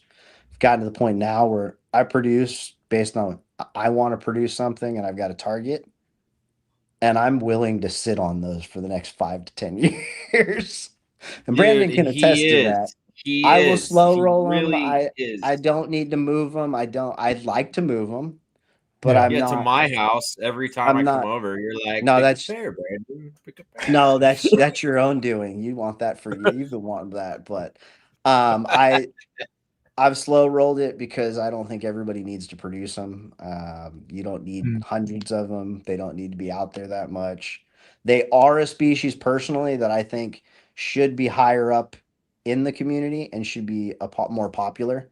I think sure. the reputation they have is built on the keepers. Personally, I Mm, think the keeper is the result of the attitude that we receive. Retics, Burmese, every intro species that started out had that same stigma. And now yeah. once it's that popular thing, it's not there. Right. Tiny to me was the perfect example. That was the first one I got. Never owned one before, never worked with them before, never even worked with a large snake. I used that animal he was alive for 19 years. He passed this year, unfortunately. Mm, But I used him for educational shows with my local veterinary hospital for many years. We used him for entry level veterinary education shows to introduce them to a wide range of exotic species, something they're not used to, but it was reasonable to handle. Introduced them to my children when they were babies, Brandon's kids, various different children. So they have the potential. And then I've also got the ones that meet that stigma and meet that reputation. I've got the ones that I will not hand to my children. My children will look at and go, yeah, that's a great snake. It's beautiful, but I'm not touching it. Oh, the cage is open? No, that's cool. I've literally, Brandon will I'm hand not those every time. exaggerating. I'm not bullshitting. I have been bitten by every single yellow anaconda in Tony's possession. Tiny, Every one did of he ever them. bite you? No, Tiny but bit he's you? not with you. Tiny never bit me. No. Tiny was the only one of Tony's Tony's anacondas that I've not been bit by. Tomatoa is the other one because he's a baby. Oh yeah, okay, that's fine. But every other baby, all the other adults and sub-adults for sure, all of them. Yep. But you just got to work with them, and then they chill out a lot. Are you able to pull up Tony's Instagram and show it on here? And like go through some of the Instagram photos of the condos, because I want to pull up the granite and the patternless granite and get into that real quick. Sure. Give me a quick second It's here. just cool. And I have to go back, but I can't let you guys say that I've done the most in anacondas. I don't know that I can own that title. You've just done the most that I know of. Who do you look up to in yellow anaconda keeping? There was a couple different people. There were a couple different Andys. Couple people that have exanthic, some patternless, various the separate ones. I think I'm the first to get the combos. I need the exanthic gene. I have been able to get it. I'd love it, but just to get it. There's an exanthic. Is it purchasable? Can it be bought? I don't know. I think in anacondas, I'm a little skeptical on some of the inheritance methods and inheritance and what we're calling this and what we're calling that. But the exanthic gene is popped up. There's supposedly heads out there. There's visuals. I know of a couple people that for sure have some exanthic looking. Pull that up. Pull that up. Top left. Okay, so those are the 2023 patternless granite. That one's probably the best patternless granite that I've produced so far. Wow. I've produced 5 total, I believe. No, 6. 3. It ended up between 2021 and 2023. There were 3 and 3. Wow. So I've got the majority. I've only let 2 go, one of each sex, but those are both patternless granites. And that's just natural color variation. That's so green looking. That's crazy. Yeah. Wow. So what's your, we've talked about this. What is your hypothesis? I know you can't claim anything, but dude, the variation in color between your litters and like what we're seeing just in what you produce, I find it hard to say that that's not some sort of, like, you can totally breed for that. You know what I mean? Like, what do you think? Selective breeding, I'm 100% in favor for, and I think a lot of what various areas grasp as a mutation is more selective breeding. Here you go. So this is cool. That'll show. That's 2 in shed, but that's the 3 of them. 2 patternless granite and a classic. That's what's a classic yellow anaconda. Yeah. So those are 3 holdbacks. Those ones are not available. Can't have them. The classic one won my family over because it was the runt of the litter. I think it was the size of a carpet python, maybe a little bit smaller. Wow. When it was born. But as far as the genetics, I haven't produced enough. I like to hypothesize that there's more going on with the granite gene. Unfortunately, I also think that it's possible that the yellow anaconda genetics in the community is so limited that we've got such a mix that it's going to be hard to truly identify some of this stuff. Ever since I've been looking at anacondas and yellow anacondas, I've always chased the granite gene. When I first got into it and really dove heavy into it, I wanted to buy one. I wanted to get one. It was one that I absolutely loved. So it was an honor and amazing to be able to produce my first ones, visual granites. Now I can honestly say in the last since 2021, I've produced the most visual granites in the US at least. And if anybody's willing to say they could do, if anyone produced more, please tell me. I'm still sitting on a whole bunch of them because I don't want to drop everything for it. I feel Yeah. like they need to hold there. And again, I'm willing to sit on my animals. I'm just not producing anything since because I truly think there's more. It seems to the granite expresses to me more like a caramel gene in carpet pythons, where it's got a huge variation, Okay. but it's acknowledged as a complete as a recessive to go through. And I caution everybody, I'm horrible on the biology side of it and how this goes with that and whatnot. I like I don't letting know, them dude. sit. It seems like It's there's such markers for that. variable. It's got it. I don't know. I don't know. Just me looking at it, I'm like, it's not recessive, dude. It's incomplete dominant. What the fuck? Like No, that's my first look. Because yeah, because the hets are visual. So what does that mean? Like kind of visual. I mean, there's sort of. Like we're there's not sure yet. That's variations. not proven, right? But I mean, it looks like it. Yeah, there's variations. There's a lot in what I've produced a lot of in the 3 litters that I produced. There was 17, 27, and I want to say it was 13. Big list. Um, between those 3 litters, there was probably 75% granite ratio. The first one was the Wow. smallest. I produced 1 granite, 2 visual granite, patternless granites, and the rest were double hets as I thought they were. Some of them had more aberrant patterns that looked fairly granite and less granite. And Sick. then, so that's a holdback from 2021. That's what I'd consider a grade A granite. You can see Yeah. how heavy an influence that is. Over the years that I've been watching granites, and since I started with yellow anacondas, there was the granite was initially acknowledged the first time I ever saw it. It was represented and explained as a bat wing type pattern, Hmm. which you can kind of see somewhat of that down the middle of the back. Yeah. Um, A little bit. this is a highly poor example of the bat wing expression. Um, but it basically was instead of blown out pattern like you're seeing, it was that bat wings basically the whole way up the body. Wow. And that's where I say with what I've been seeing, I think there's visual hets and various influence levels. Hmm. So when I've produced them, because it's acknowledged as 100% recessive, no, you have to have recessive to get granites, blah, blah, blah. What I've done is if I see, I've got stuff from the litter that is 75% granite, 25% classic pattern. So I've done, okay, depending on that ratio and how advantage that is, most of those I'm unfortunately letting go as visual hets, visual possible hets, and likely hets. Hmm. All I Because can again, tell you is I've seen the litters but right next to each other where he's done definitely not hets, normal anaconda pairing next to, the visuals and possible hets. And dude, some of those snakes that definitely aren't granite also definitely aren't normal.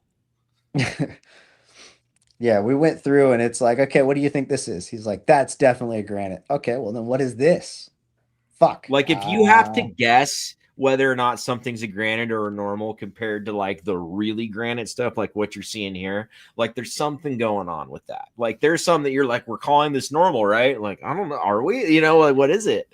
Like, and personally, it's obvious to me. personally, I think there's a lot that needs to be ironed out genetically with the yellow anacondas just in general. I don't think, like I said, I think there's a mix within the community or within the US population that we have. It is fairly limited. It is only going to go back so far. Yeah. So what we have is so mixed as it is. Some of that started with different collections that already had some of that stuff in there. So I think splitting that out is going to be a difficulty. But in regards to granite, there's definitely, in my opinion, a huge range.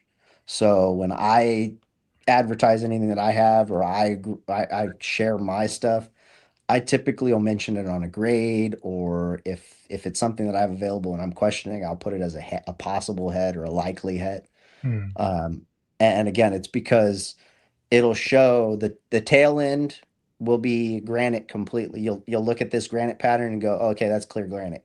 Then the midsection will be a classic pattern or fairly close to a classic pattern. And then right behind the head and back down the neck, it'll go back into that granite blown out pattern. Do you have any pictures on here that would be a good example to pull up for this, Tony? That one actually right in the center there might be a good one. Right here. Yeah, Exactly. So you see the front end of that up to the S, Mm, and then that back end where the S picks up, that's all granite. yeah. Right? And then right after that S where it starts to open back up into that loop, it kind of goes into a classic pattern. Very And that would have been, and then if you pull if the parents themselves, everything that these are from Dan Maliri produced the parents using a 100% het or 100% visual granite male and a visual patternless female, I believe is what it was. okay. Paired they them together and got a the parents are not on there. Okay. No, they would be on there, but they're gonna be way back when. Okay. And So- unfortunately I'm not. So that's one that would be, see the top end, the very back end after the neck same. goes there, and then it goes in. That I would consider a granite, but that's also potentially a visual het granite. So Yeah. with the granite stuff, there is a struggle, in my opinion. I think in the past, 100% that would have been claimed to granite. No questions that anything today would be granite just because those areas that are blown out. Again, you do have some of that bat wing in Yeah, that for sure. right before it bends. But when they referred to bat wing granite or granite in the past, that bat wing was the entire back dorsal stripe. So Okay. I think in the past, some of that more visual, I think that to me would have been more a visual het. Got it. This likely is a granite, but because I truthfully can't tell, I think I probably have that as a possible. See, I'd No. call it a granite No, that- looking at it. I would that- have that. that Like one's if that was on my table, I was that one selling it, is I a would sell granite. that as a granite. That Does- one is a granite because it is more 75%. It's that small section there. I think the other one's a possible. So when you take like a fully granite animal to a fully granite, are the babies just like even nuttier than the parents? That's what I'm trying to figure out, and I wonder. I Okay. don't know. I haven't been able to find people that have given me or that have done enough and had enough background. So unfortunately I'm kind of starting this from the beginning with double hets. Sure. So I already have an added layer of question in there because there could be the natural variety of patternless itself is not really a patternless gene, so to say. It's a reduction gene. Sure. Where can we find a picture of a patternless on here that's just patternless? Yeah. Let's see. Tell me when to stop. I'll just start scrolling up. Well, should I do this Shit, one? I don't even know if I have patternless on there. I do somewhere. So if you go back down to those other ones that were the classics, those will give you a little bit more. And I'm sorry, I should have gotten. So If you've got one on your phone, shoot it to Steven. How do you want it? Facebook? what am I looking for? Yeah, wherever. Classic patternless. This is a patternless granite. That's a patternless granite. So in a patternless gene, it takes the original classic pattern of a yellow anaconda, and it's really just a reduction. Yeah. So it turns it more into what you would look like or what you would expect a green anaconda pattern to look like, Okay. but on a yellow anaconda.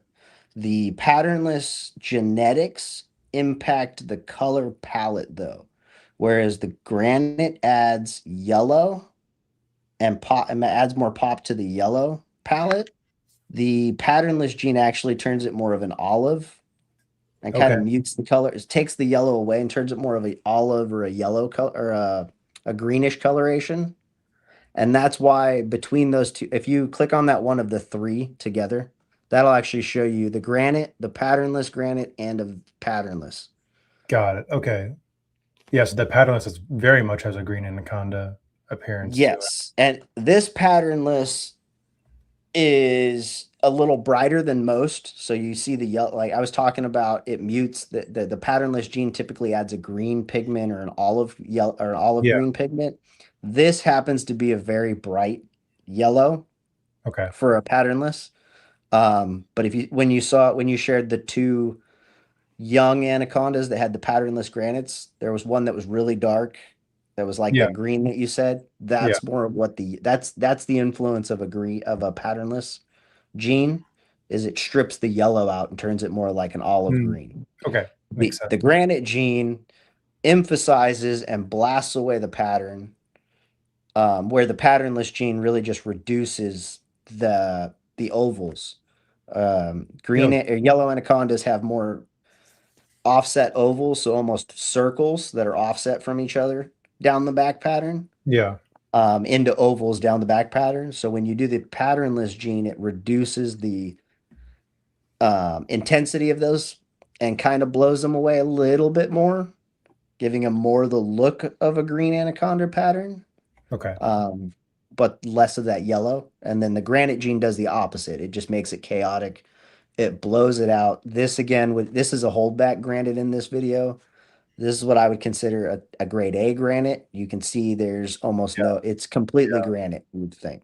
And that's where I struggle, is seeing something like that, and then in the same litter, seeing something like we were previously seeing and saying those are Yeah. both granite. Okay, well, that's difficult to say.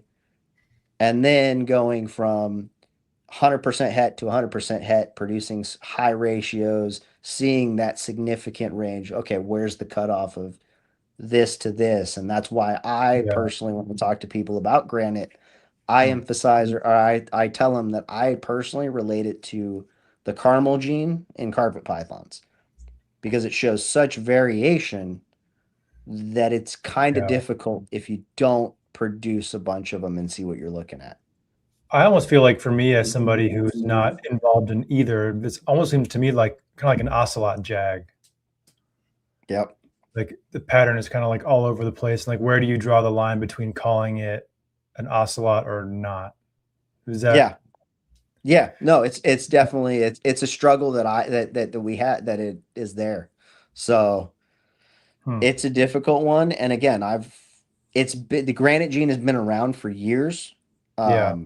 It's not just been heavily produced.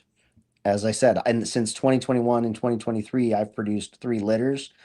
I've produced the most that I've been able to account for, and I'm struggling with it. So, looking at what people have said in the past is granite, I'm kind of skeptical on, hey, were these possibly just hets?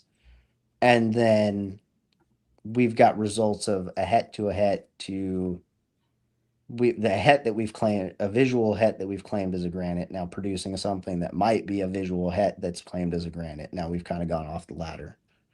Sure. Or is there such a range that realistically there's more availability or more variation? Yeah. Man, that's super interesting. And they're very variable, very variable. Yeah. It's always fun when Brandon comes over, because I'll hand him the same ones in different orders, and he'll I don't know. Some of them he'll recognize. Oh yeah, this one bit me last time. Dude, the damn, their mom is a bitch. She's not that bad. She's the one on the cover, actually. On the cover photo. She's not that bad. I don't trust her against my side or against Will my you hand her bottom. to your head. daughter? No. I'll hand the back All end right. to her. I will keep the face at all times. I'll keep the face at all times of all of my anacondas. Yeah, that's Toma- not what I mean, and you know it. Oh, I know. Tiny was the only one. Tomato will be the next one that I have to get there. I'm trying to look for a photo of the parents. We can hand her to Cash. Cash will take her. Cash, you're just trying to toughen him up. That's why. He needs it, dude. Let's go. Quick Yes. anaconda bite never hurt anybody. Yeah. Hell yeah. But as far as attitude, circling back to the cohabitation, that's something I've adopted 100% with yellow anacondas, or as Okay. much as I can, especially with any that I keep. Um, Everything I plan to hold back. And actually, since the last litter, I've actually started doing it for the stuff I've got available, and I'm letting go to try and help and see if it helps. Kind of mild them out. But what I've started doing is I cohabitate like no other, and I've cohabitated adult males, never had an issue. The only issue I've ever had, again, goes back to the caution of food. If you smell Yeah. like food, you obviously become food. Never had an accident, never had an issue, but obviously I've had the issues of, hey, this is in the air. Now people are obviously getting a little bit hyper or a little bit excited. Keep that caution. Aside from that, I have honestly never, ever, ever had an anaconda problem with each other or any kind of issues on that end cohabitating. Now I do large enclosures when I do for my adults. I've got 6x3x2s with Okay. shelves and cork and hides and water tubs that are large to soak in. Um, and for babies, I'll do Vision V70 tubs for a couple of them together so they can escape, but they can also interact. This is something I've started taking on and accepting or adopting the last couple years, probably since 2021, the end of 2021, definitely with my 2023 litter. I started doing it more with the offspring than the adults. I've always kind of done it with my adults Okay. just because I've had such large closures. I've liked to see multiple adults together or multiple animals together to see that. Going back to when I had the Cage by Designs, big old walk-in 6x4x3 or 6x4x6 enclosure. At one point, I had 3 adult anacondas in there with the back shelves and big water dishes. That was awesome to see because you'd walk in the room and they dive off the shelf when they're startled right into the water dish. So it was awesome to see just Oh wow. that natural behavior of in the wild they'd be basking in a tree right over the water. They get Yeah. startled, they're going to dive into the water. It was always cool to see that. Um, so You, I've always you know kept what them the next together. project I want to see? Sorry to interrupt you. Do you know what the next project I want to see at your house I'm is? not converting it. So Tony has like he had elephant trunk snakes. He's got a big water setup right in Getting the more. middle of his garage. And right now I don't think there's anything in it, right? It's empty. Not currently. It's It's It's empty empty. currently. So what I want to do is put a cage on top of it all the way to the ceiling, right? And like build it out with wood and do like a big ledge. And it's like what, a 200-gallon pond, something like that? 300. 300 with See? a 45 See? gallon Dude. sump. Oh, and just keep like at least a pair of yellows in there. It'd be so sick. It'd be so perfect. Oh, we could do it. We could do it, We Tony. could. We could, but I'm not converting. I'm getting more trunks. You could cohab those. No, you can't. It's a bad idea. I'll That'd be tempt a you. weird one. I So, bet they'd be fine. Go ahead. how large are your adults typically, or how large do you try to keep them? So that's where I come in from the carpet side. I'm a slow grower. I slow grow and keep everything fairly small. Hmm. My anacondas my males are roughly 6 to 8 foot, I would say. Brandon swears Okay. they're larger. I personally don't believe that they're larger than that, but I'd say 6 to 8 foot is where the range I keep my males at. Females, maybe 8 to 10 foot. I don't think 10 foot. I know Brandon thinks 10 and more on some of them. For your yellows, no, I don't. They're not that big. No? All right. No, they're not that All big. right. I think about eight. I'd say about 8 foot for the females. Maybe 10 is where they're going to max out at. I Okay. personally think the catalogs and the care sheets are a little off on their sizes. I think they're a little oversized. I personally put yellow anacondas at the males are 6 to 8 foot range. Okay. 10 foot's gonna be your top end, but a healthy male yellow anaconda 6 to 8 foot, no problem. Okay. Females I would put 8 to 10. 12 is going to be that top end species, but I know there's going to be people that if you feed it heavy, you will get that larger snake. They don't need it. I don't think they ever need it. I've had yellows breed and healthy yellows at 6.5, 7 foot. Okay. Okay. That makes a lot of sense. So at that adult size, like if you were to compare the thickness of the snake to something, what like how because an 8 foot snake is a very different thing if you're talking anaconda versus scrub python versus colubrid. Like so what that how significant is an 8 foot yellow anaconda? I think we're talking between probably roughly just under a softball. So looking at the thumbnail, how long is that snake that's in your hand there? That is an adult, and I would say that's about 6.5 foot. That's crazy because that's like I may have 5 scrub pythons that are as thick as that snake.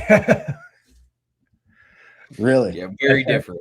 Yeah, at 11 feet long. Yeah. So Yeah. Yeah, no, Brandon, that's probably why I have a little more liquid courage with the scrub pythons that Brandon has, is because I'm like, I look at his and I'm like, man, that's the same, that's bigger in length, but that's the yeah, same size as the anaconda. And you're yeah, telling me it's just, but they are more angry.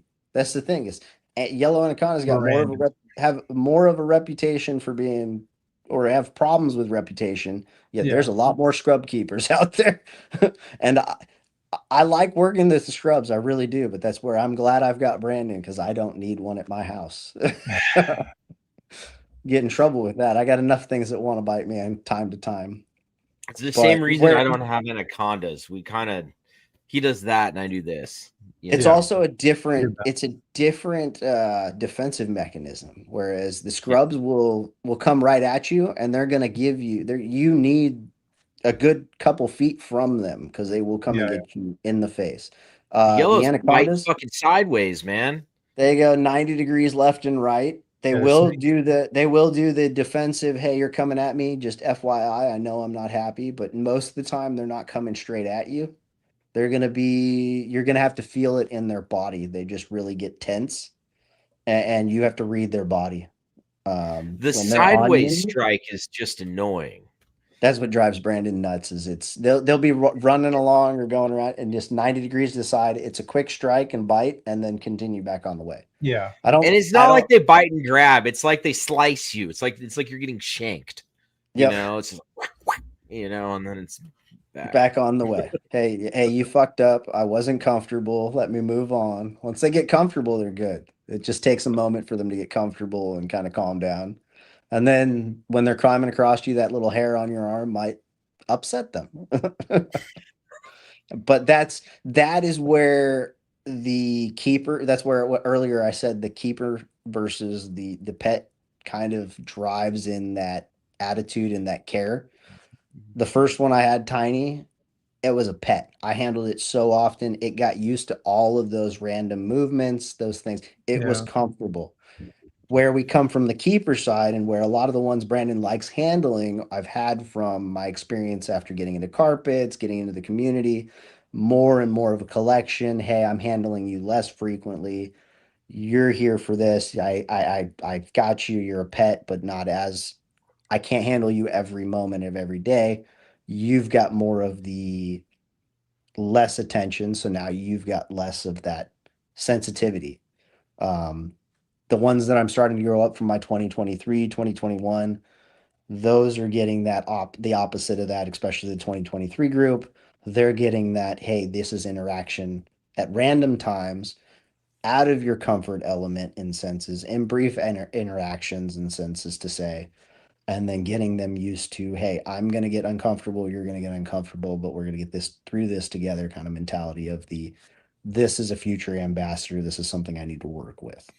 For me, dude, it's like therapy whenever because like I'll come over and I'll sit in the garage and I'll go, setup by setup, and I'll grab the, the sub adults and the, the younger ones, and I'll just sit and mess with them and let them do what they're going to do and just like work to the next one and work to the next one and look, like an emo kid when I'm done. But it's, I like it. It's therapy. At least for the anacondas.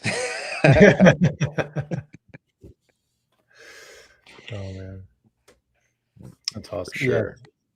So I mean, I guess as far as a pet keeper goes, what would you say the things that somebody would need to know before getting into yellow anacondas if it's something that they're interested in doing? Yellow anacondas, they're going to test you. They're a species that you just really they're a very intelligent species. Like most large Mm, constrictors, large snakes, they're a very intelligent species, and I think that's where a lot of their attitude comes from, and their inhibition or their ability and their desire to naturally bite. They learn, if I bit you and you put me away because you didn't want to handle me, guess what? Next time I come out, I'm biting you again. yeah. And if you do it again, guess what? All I have to do is keep biting, and you're going to put me away. if you if I bite you and you don't care and I need to get used to it, that's a whole different story. I think that's where we're getting at. As far as how a normal as is an entry or getting into them, whether it's your first snake, your 100th snake, really, it's go into it knowing it's a species that needs your attention, Mm, and need you to pay attention to it in a sense. As far as you don't have to pay attention to it all hours and all of that. Get the setup going, you're fine. They're pretty simple. They're actually, people say carpets are bulletproof.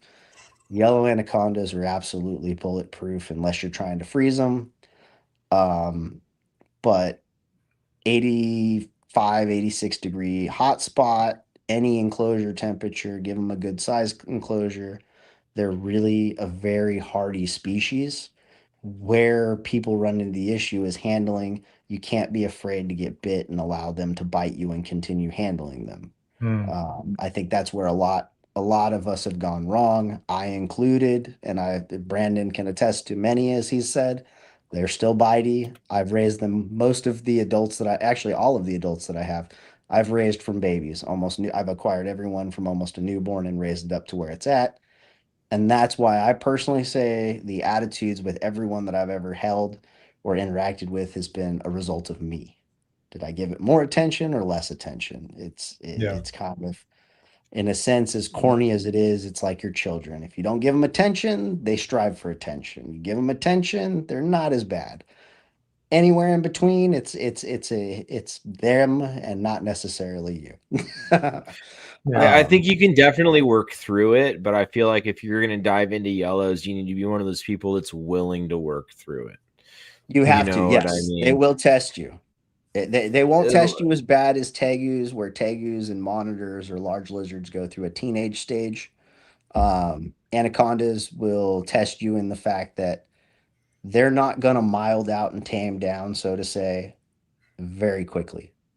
And they're a species that they can be great for many years, but the moment you start to break that routine and they notice it, you've got to start working that back. They're a species, as I said, Yeah. that's very intelligent, and they will push their boundaries, and they will note if hey, I got away with this time, so to say. I'm going to try it again. I'm going to try it again. I- So they're a and I, and species I, that definitely takes that work.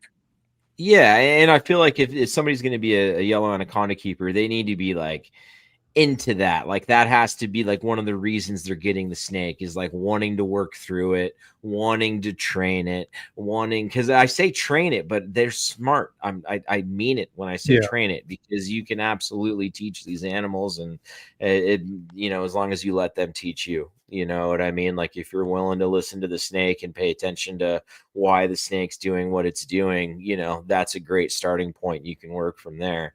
But if you just want to have a snake to be a pet and you're gonna bitch and cry that because oh my god, it's too mean. If you're one of the people that's gonna send Tony a text message or a phone call that says oh my god, my snake's too mean, don't buy it. You're not going to buy it from me anyway. I'll Don't filter buy the through that. yellow anaconda. It's going to ask too many don't questions don't before we don't get be there. that guy and expect me to make fun of you. If you are that guy, I will do it. I will find out and I will make fun of you for it. It won't be through me. I won't tell. I keep that all to myself. But I can honestly say I filter the shit out of people, and I get plenty of people that are upset with the hundreds of questions I ask, and I do it politely, but it's not to be an ass or anything like that. I truly love this species. I like it. I've worked with it. As I said, I've got a garage full of them just because I don't need to move them all, but it's because I want to see. I've in the early first couple years, I did the wholesale this amount. Hey, let's sell this amount. And I learned by watching a lot of those go somewhere, following up and seeing that they're not still there, and then following what the various trail that they went down. And it's like, okay, I've lost track of this after X amount of people or X Yeah. amount of rides. So it's not. And then someone that truly works with them, it's not a species that's for everybody. And I'm okay to say that, so I'm okay to tell people that and run them away. But I really like when people do get into them, and I think again, they have a spot to me that should be more popular than they are. We just need to Yeah. get past the Yeah. initial. We need to get some kind of stabilization in the community of it that gets us past that. I feel like they're on the same tier as like Afrox as far as reputation is concerned.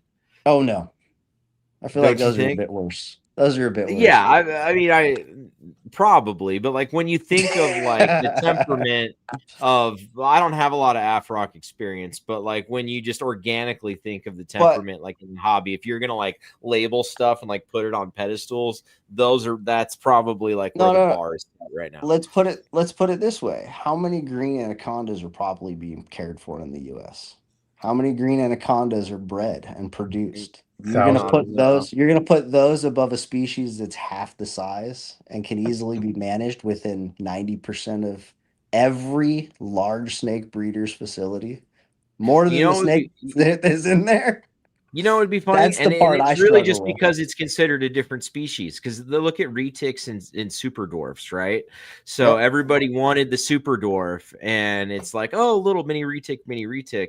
And then like yellow anacondas literally are like the super dwarf anaconda. Like that's what you get.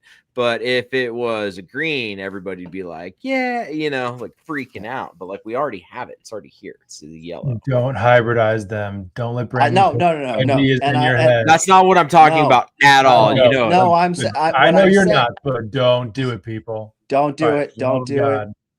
And that's not what I'm saying whatsoever. What I'm saying is that there already is a smaller species Yeah. that is in the community, and we're saying that it's not as popular, it's not as around. But then again, we Yeah. can't we've got so many greens produced, so many greens that are just naturally desired, everybody wants. And then they know how big is that animal, how much is he getting, how many times. I'm talking about yellows that are going to transfer from hand to hand. How many times are greens going through that before they get an adult stage, let Oh, yeah. alone reaching that adult stage. So Oh yeah. it's one of those. I don't mind filtering it, and that's like Brandon said. I throttle back any breeding. I've had points where I could, and I probably could this year if I really tried for it, produce multiple litters.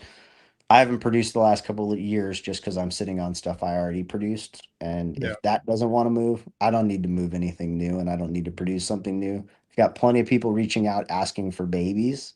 I'm glad to send them to other places. And then when I get people that ask, hey, do you have this? Yeah, but your price is too high. Okay, no problem. Here's shop A, here's shop B, here's wholesaler, here's this and there's that. I'm glad to point people in directions.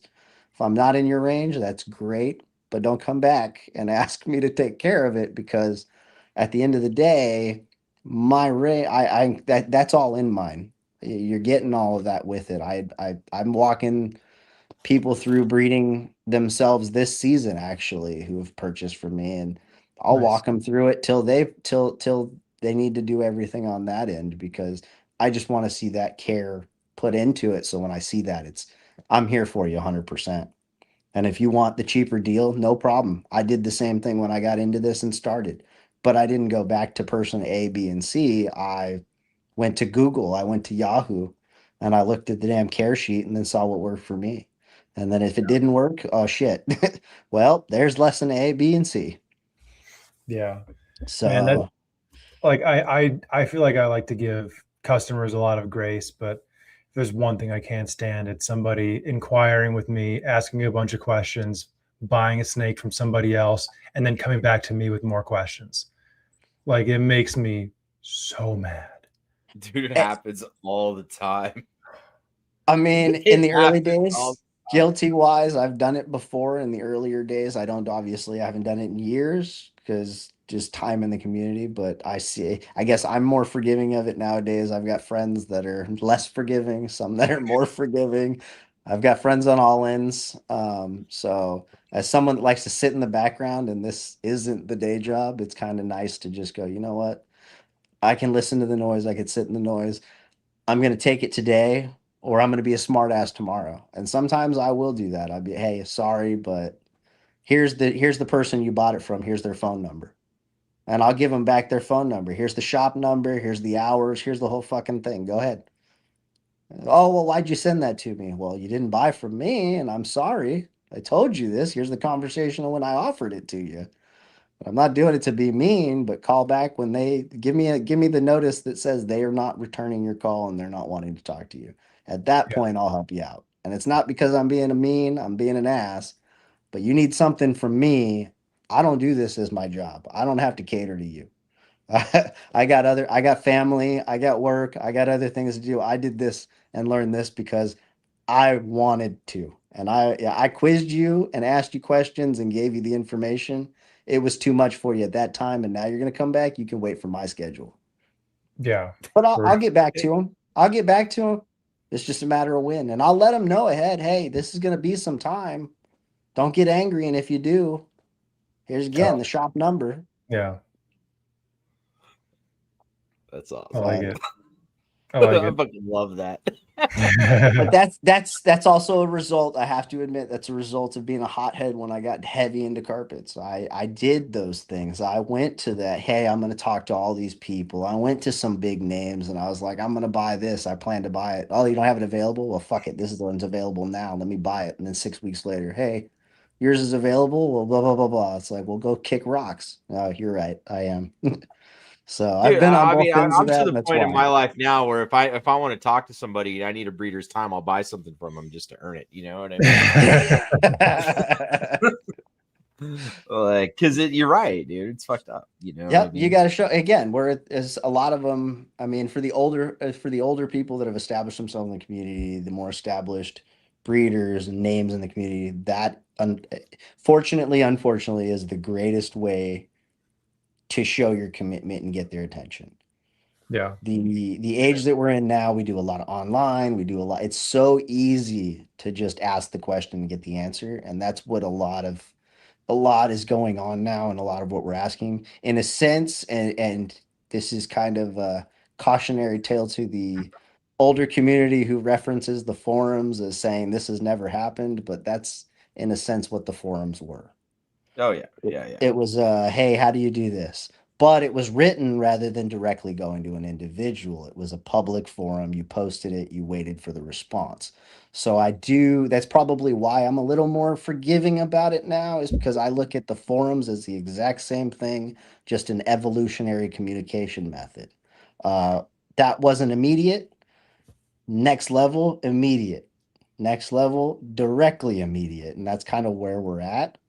So I give a little bit of forgiving, but overall we're in the age that everybody wants that answer. So if you're coming to me for the answer, you're going somewhere else. You got to figure it out. Put some work into it. I guess my thought on it would be like that's different from new people because I love new people. Yeah. I want all the new Oh, people yes. in my inbox asking me hundreds of questions a day. I'll respond to them when I can, and you guys are the best, and I'm here for you. However, when you hit me up for a specific snake and then you go buy it from somebody else, and then that doesn't work out, and you ask me a bunch of questions about it, and it was because my snake was too expensive or whatever, now you're annoying and you should stop messaging me. Just be like, Unless here's my you like PayPal. another snake. Yeah, you've lost your future customer cred, and I'm done talking to you now. I would rather talk to the new people. Yeah. Well, no, that's where if you reach out to me, I'm not going to go straight into a sale. It's going to be a inquiry process. Yeah. Hey, how are you doing? What's your background? Do you have experience with anacondas? Do you have experience with large snakes? So for me, it's never about it. That is the introductory that starts to filter out, are you new or are you not? So absolutely 100%. I will go talk for days to somebody. And that's why I said I take the method that I do, because I'll let you know, hey, I'm talking with you. I'm here with you, not necessarily in a rush to get back with you, or hey, I'll get back to you and here's my time frame. so that if I can sense that you're new, or I get that you're new, I'm getting back to you. Understand that it's not going to be immediate because I have a life. I have wife, kids, animals, things to take care of, just like the rest of It's us. just different once your training wheels are off and now you're just being a cheap ass. Yeah. Yeah. Well, that's Definitely. just anything. that's anything, dude. That's anything. Yeah, no doubt. Whatever. Oh man. So- The fun of selling snakes.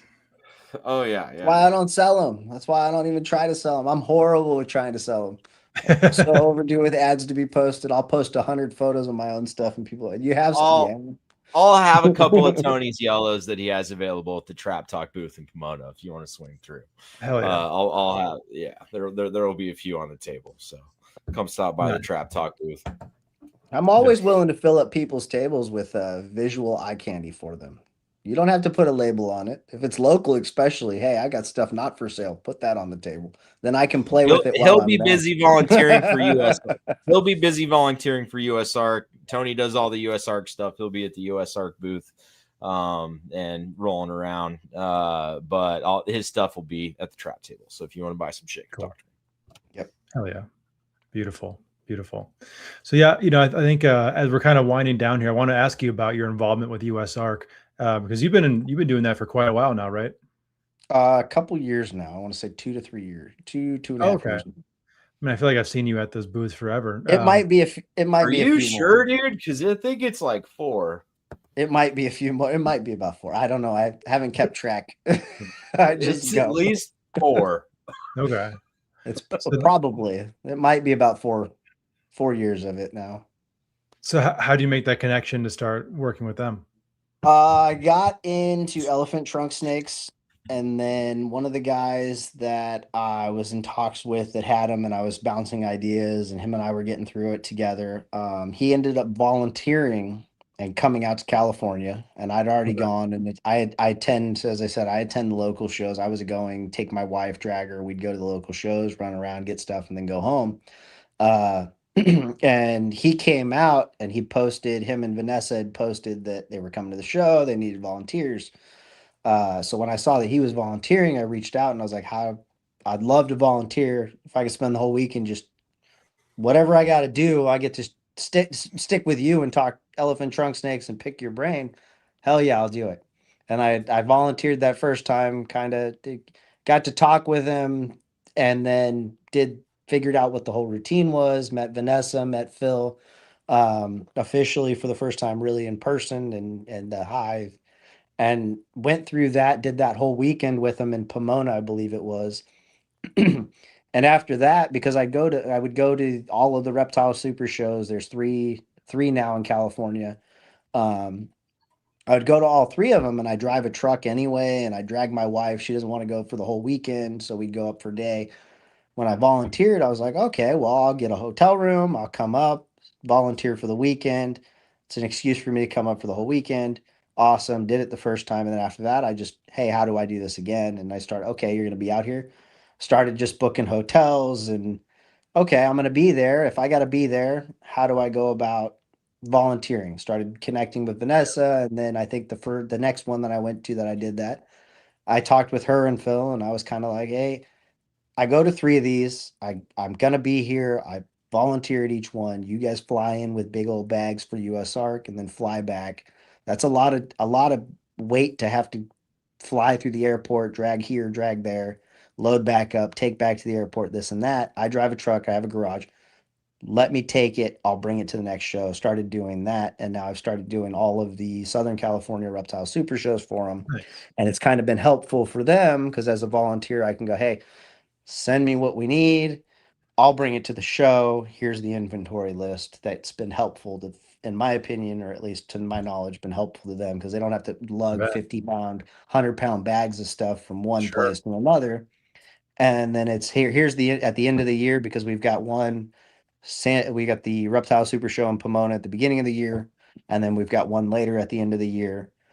We do an inventory at the end, and then fill everything back up. And then the next year around this time, I'll start getting Christmas packages where it's here's the shirts for next year and things like that. Store those, get them squared away, and then we'll have phone all squared up. Cool. After doing all the local ones, I started just, hey, I've heard about Tinley for years, never been able to go. Now I'm going to come out, I'm going to fly out to here. If I fly out, I got a hotel, I'm going to be there all weekend. I don't know anything. I'm not going to fly, I'm not going to drive around and go see a bunch of stuff in Chicago. Let me volunteer. I'll be there to volunteer. So I'll volunteer. I'll gladly go see stuff. Sorry, but at that time it was more, hey, I am, as far as social and going out, I don't do I'm horrible about the social peopling part of thing. I've been around in the community for years. I don't go out of my way to introduce myself to people. I feel awkward doing that. I've known quite a few of these people or quite a few people for many years by acquaintances or things like that. But I still don't feel, I'm a little awkward with I'm going to introduce myself and just feel 100% comfortable. So I started doing it that way, just going, hey, I'm going to go to Tinley. So I'm going to be out there. I'm going to spend the weekend out there. Well, I might as well volunteer. So I'll volunteer here. I know based on California, this is what we do. I'll do this. And then as I started, okay, what other show would I like to go to? Okay, I'll go to this one. Well, I'm going to volunteer when I get out there. So I'll just book it, kind of figure out where I'm going to be and then go from there. And hey, I'm going to be out there. Let me volunteer. So it's been awesome to do that. I started really getting into it and I feel like I wanted to do the shows in the beginning and do the vending side of it. But then when I volunteered, I don't want to do the shows really. I don't want to be stuck behind the booth. I like the freedom of running around. I do like what the volunteering. I like what USARC. I love what USARC stands for. It fights for the community. It is for the community. So I feel like going to the show for me, there's plenty of people doing the other stuff. I don't necessarily need a table for yellow anacondas. That's not enough variety. If I ever get to the point where I'm big enough and I have a variety of Macklots, carpets, yellow anacondas, this, that, another thing, maybe it'll warrant it. But for what I work with, it's so limited. My time and my input is better spent helping the community and helping USARC and Phil and Vanessa wherever I can kind of pick up the slack on that end. Dude, there have been some fucked up alerts that have come out lately on USARC. I was just reading through it today. I was like, man, we're getting hit everywhere. Yeah, it's that time of year. I'm not on the legislative side. I'm strictly volunteer for the shows, do what I can to help out there. And then what can I do? I asked Vanessa and Phil to task me with more just to, hey, what can I take off your plate? Because I know every year, like you said, we're getting hit every year. As much as the economy's growing, everything else is growing or doing what it needs to. The battles against us are going to grow. So they need more and more and more support. I can say some shows we have dozens of supporters or help, and then others there's hit and miss. Not anything bad on any end. It's just volunteers are always beneficial and helpful. Anything that can do anything. If we have more volunteers to go out and collect items or do things like that, that's more beneficial for the community because it's just more raising that we can do and things like that. Yeah, no doubt. For sure. So that's why I ended up taking that route. I can't do this. I'd love to do a show, but I enjoy just running around, talking with everybody, hanging out with everybody, and then helping out where I can. Absolutely. No, it's definitely we're all very appreciative that you volunteer your time and help out with that, because it is something that many people probably wouldn't do, and it's very necessary. So much appreciated. Well, I appreciate it. That's all because of the Anacondas. I mean, they fought for them. They brought them back. So I've owned them for long enough that I owned them before the Lacey Act impact. I owned them during the Lacey Act impact, and then when they got reversed. So that's probably a huge deal with it. And when I got, or a huge part of why that is a huge part of why I got involved, and probably why I'm as involved. I think other people should be involved before they get to that point. Unfortunately, I didn't get as heavily involved until I got to that point, but it was overturned. And after that, I was always a member, but started volunteering after. Absolutely. That's awesome. Well, I think the last thing that we should probably touch on a little bit before we head out are the elephant trunk snakes. So you said that there's more in your future, or you're going to be diving back in, so to speak? Yes, I absolutely plan to dive in. Okay. I've been trying to dive back in. Oh. Recently, I picked up a small group of babies. Unfortunately, they didn't make the transition. They kind of went down within the first week. Wow. Had beliefs there were some issues, but they were fresh imports, fresh babies. Yeah. So I knew I shouldn't just jump into them when I got them. I got them. I picked them up. I picked them up from somebody that I saw at a show, and I told them, hey, if they don't move at the show, I will. When we get back home, I'll take them from you. So didn't have huge hopes. I definitely plan to get into them. Definitely plan to dive just as heavy into them. I know Brandon's pushing me to convert that enclosure or that pond. It's definitely crossed my mind a few times, but I want to get back into the elephant trunk snakes. My hesitation is the price point in the last couple years. With all the work that I did over the years, I don't know if it just correlates, but the last couple years that I dealt with them, the prices skyrocketed ridiculously. And for a species that nobody in the US, and I will say it, and I hope to high hell somebody calls me bullshit on it, because I'd love to talk to them, but nobody in the US is even breeding, let alone producing. Um, I don't think that the price point is justifiable for something like that. It's like Yeah. something coming in that is just a matter of time to pass away because Check it out. unfortunately Let they've me ask. priced it at the point where you can't get the people really wanting to work with them know their value is not there yet because it's not established. They're Yeah. coming So in and let me instantly. ask you this. So you have tried many different ways of keeping these, and you've done it for many, many, many, many years now. You got involved in elephant trunks a long time ago. Fuck you, How I know where you're many going. I how know where many you're going. elephant trunks have you gone through now in your time trying to figure this out? Too many.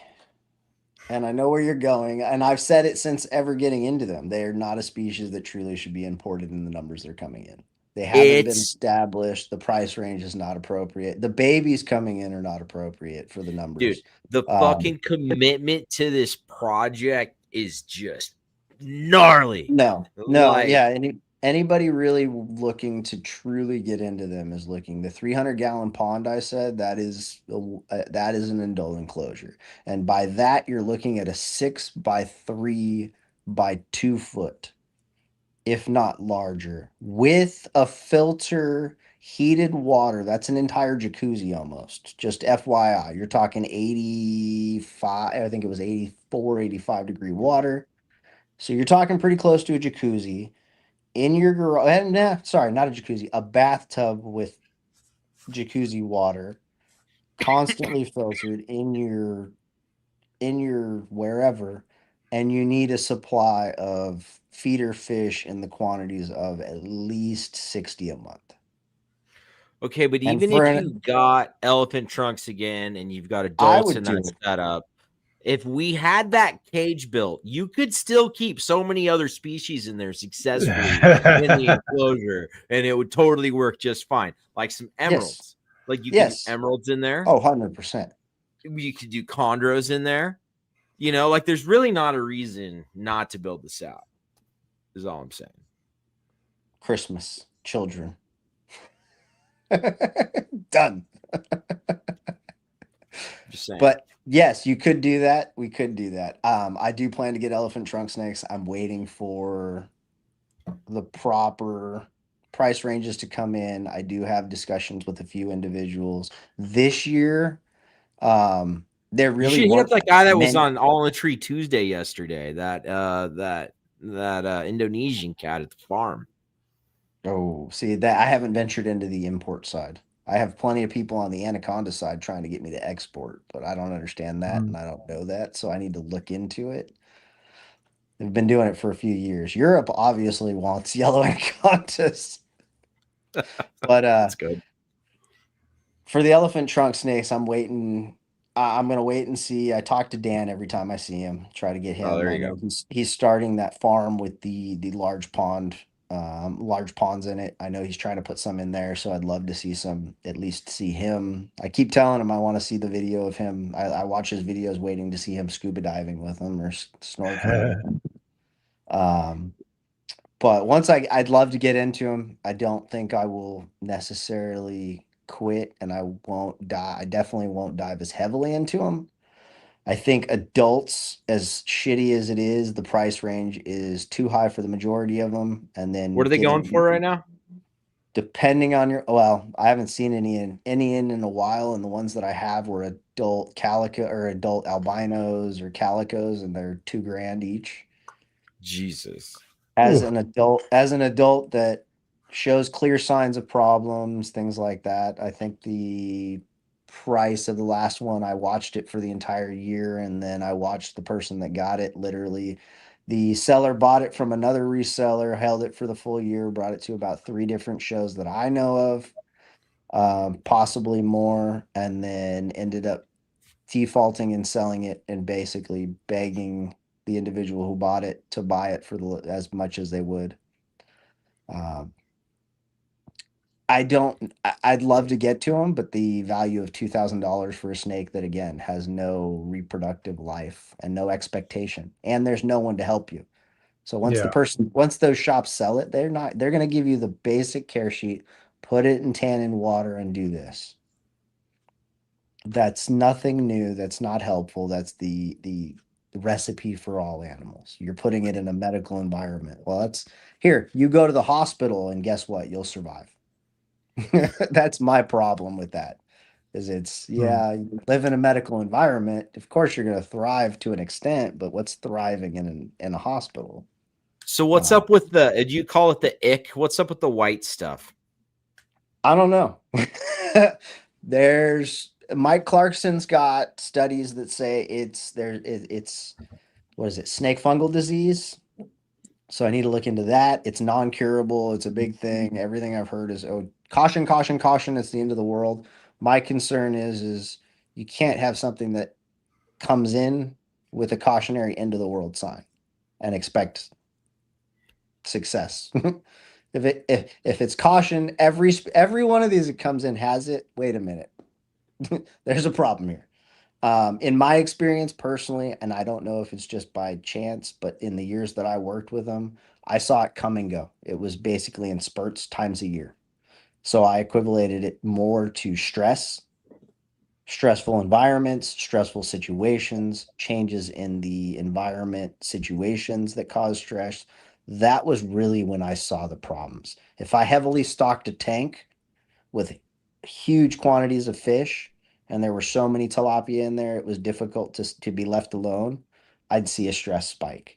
If I saw, hey, I put fish in there that they haven't eaten that are too big, and now these fish are chasing them and basically nibbling on their tail because it looks like a worm, stressful situation, caused issues, downfalls. I think, and every one of the ones that I personally have lost, I have still to this day, I will say it is my fault. It is something that I either missed, I didn't catch, or something that I attributed to stress. In the early time frame, I think after my first and second year of a full year of success, I started introducing additional triggers to various adults, subadults, and babies so that I could understand that. But along the years of doing it, I stopped intentionally introducing those. I think I got a little bit complacent and was so set in my routines. I think something went south that was out of the ordinary, and then I overstocked a tank, didn't pay enough attention, and I attribute the final results to I overlooked things that caused problems. I don't know that I attribute or I jump on board with the snake fungal disease being always what ick is. I know Mike Clarkson is high in the community, high in the um, just overall in the aquatic area, and he's definitely invested in this and looks into it, and I highly respect him. I just don't know if we're lumping too much into one category or if there's more going on. I personally have experienced it coming and going. Brandon, you've seen it come and go within the collection over the years. Yeah. It has always been around and relevant when I've lost an animal, but I think we attribute it because that's the easy answer. And nobody is the difficulty that I personally have found that I don't know that anybody can actually combat, but the difficulty I've found is getting a veterinarian to truly be able to be present to do a true informative necropsy on a species that's an aquatic animal. Mm. The time frame for that is where the problem is. You can't freeze it because that causes issues. The preservation process causes issues with results. So and because it's an aquatic environment already, there's already a decay process that's going to take effect, plus the extra bacteria and stuff that takes effect. So I don't personally know. I know I haven't personally been able to get a confident time frame that, hey, I can schedule it. I'm going to lose an animal or something, and I can guarantee that these results are going to be something that I can rely on, or that going to provide me enough information. In my experience, my opinion, most people probably have to preserve the animal to an extent, so there's something that's being either suppressed, overlooked, or not able to be identified. And I'm, again, anything I say, I'm glad to be proven wrong. Absolutely glad to be proven wrong. All about data, send it to me. I'd love to see it. And I will, if you need me to, I'll publicly say I was wrong. I got no problem.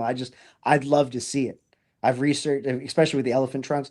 I went out and I asked, and for 4 years straight, I was looking for anybody breeding them. Yeah, I used to breed them. Do you have any information that can back this? Nope. Well, I did it back in the day. Well, that's great. We had pictures back then. I mean, you're not that far back. You don't Did you have breed any. it in You the mean 1700s? What's going on you here? mean to tell me you didn't take a photo? You didn't do anything to note this, record this? No, just take your word for it. Well, that sounds like every other care sheet. What'd you do different? Oh, it was easy. Okay, I appreciate the input. So I dismissed quite a few of those, but it's one of those. I could never find somebody, so it was take the notes and move along and go with that. So with the snake fungal disease, I'm not saying it doesn't exist and it's not a present, but I think there's also something else. Maybe in some of those categories it pops up, maybe something along with it goes with it. But I think for the true what the problem is and the cause of death in most elephant trunk snakes, I think there's something else going on. Because the chances that every single one that comes in and passes dies of that one problem in that many different locations says that either they're coming in from a place that exists with this problem and we don't know how to care for it. So we're not actually, maybe that problem is not a problem and the clean water is the problem. Or what are we doing that's triggering this to actually be the problem? Yeah. Yeah. Yeah. Yeah. That's the question, dude. That's the what, 10, 15-year question? Yeah, and nobody's going to do it because from what I've been heard, well, what I've been told is it's 10 years for breeding roughly. So Jeez. I Yeah. don't know. And I can say I had a juvenile that I grew from a fresh baby and it survived 6 years and was not an adult size by that Yeah. time. So one of the big struggles, anybody that's looking to do it, if you're looking to breed and you have a healthy collection, feed the shit out of your snake because that's all they need. Makes sense because they're feeding on fish. It's water weight. Most of it's not really anything. They need to consume 3 to 4 times as much, but um, I'd love to talk with you and see what you're doing to succeed. So I had success for about 6 years and then I got hit heavy. So, question here: are they sensitive to pH, GH, and other water parameters? The answer for short is supposed to be yes. I can honestly say I had more problems the more I chased pH levels to meet the Mm, guidelines the first year. okay. I would cause more issues having to constantly tweak the tank than getting it set up and walking away.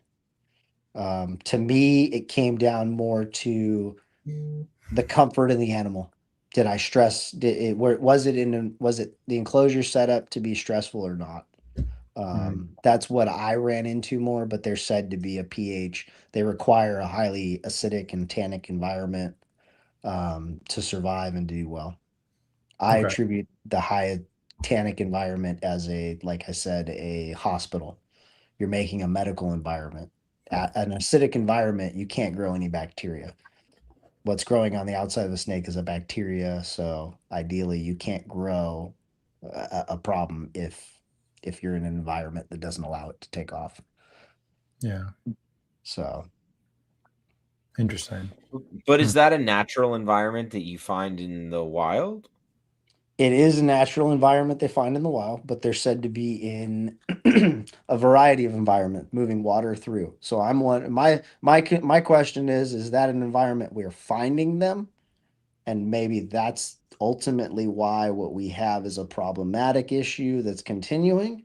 Are they seeking this environment to get to a medical situation, natural Have you medical seen environment? Because have you seen water testing that's been done where they've been found? Sorry, I didn't mean to interrupt you. I have not personally. I've asked Dan about going to those areas. He says that it's not areas that he naturally would go to or he's encouraged to go to. And Dan's not a little guy, so when he doesn't want to go there, I'm not exactly going to say, "Hey, you need to go." um, Dan, I'm not. I can just imagine Dan saying that. yeah, I mean, but I mean, there at the same time, I've seen Mike, the real Tarzan guy. He's gone to areas that they're finding dozens of them, or they're catching them in nets. Mm. So the areas they're at, they're in dark, muddy waters and things like that, but they're in river. They're being caught in fishing nets in those situations. In the area that Dan's in, they're not being caught in fishing nets necessarily. They're in areas that you don't necessarily want to go because of the native population that's there. Uh, why? I don't know. It is said that they're supposed to be from those tannic environments. I had when with the years that I was working with them, I stopped adding. I would add the almond leaves to add the color tint to the water, but I would never do it to get a pH level and a specific acidic environment, which Okay. is what they're said they require, or what they need. I would add the almond leaves and the different tannin introducing items as a natural and let them naturally decay just so that those animals could it would aesthetically please me and it looks good breaking down. But I never in the beginning I added it for the I need to hit this pH, I need to hit this, but then I never really had success with maintaining a specific pH and not having issues. I saw more issues, as I said, when I was chasing it. I have to hit 7 or I have to hit 5, I have to hit 6. It has to be this dark. I was chasing that daily. And that to me was causing more stress and problems with the snake. Interesting. Another good follow-up. Are they coming from fresh or brackish water? They're in a brackish water is the majority of where they're at. That's why they're said to need the tannate environment. Okay. In the observations and work that I did and watching just the adults and where they would hide, how they'd fish, how they'd hunt, and things like that. Again, like I was saying, I wonder if we're finding them more in those tannic environments, but they actually are traveling to those and they're really from somewhere else. They're in more of an area that has more moving water or something like that. Could be absolutely wrong. I have witnessed they'll utilize a hide and they'll bring and fill it with their own air and save that for later. Dude, that's so cool to see. They'll blow air bubbles in there, make an air pocket in their hide, and then they'll continue to come out, stretch up to the air. If the environment feels like it's a stressful environment, they don't have to come out. They'll just use the air that's in their hide that they brought in. Wow. That's pretty cool. I've So I sat could there and watched him do it, and it's so freaking cool. It's like they'll straight up blow bubbles into their hide box on purpose. That's yeah, ridiculous. the first time I did it, it was like late at night, and I'm sitting there watching a movie, and I hear it, and I was like, "Oh shit, somebody just shit themselves." Nope, you just came up for air. And it did it again. It's like, oh, well, that's interesting. That's funny. So it's kind of it's kind of interesting. It makes sense why they would do it, especially for the safety side of it. But that just makes me think that they're in burrows and stuff like you would find catfish and things like that. So they're doing something similar to that. Interesting. This question, I believe, is relating to the white ick stuff. Could it possibly be diet related? Based on what they're eating in the wild and captivity. What do you think?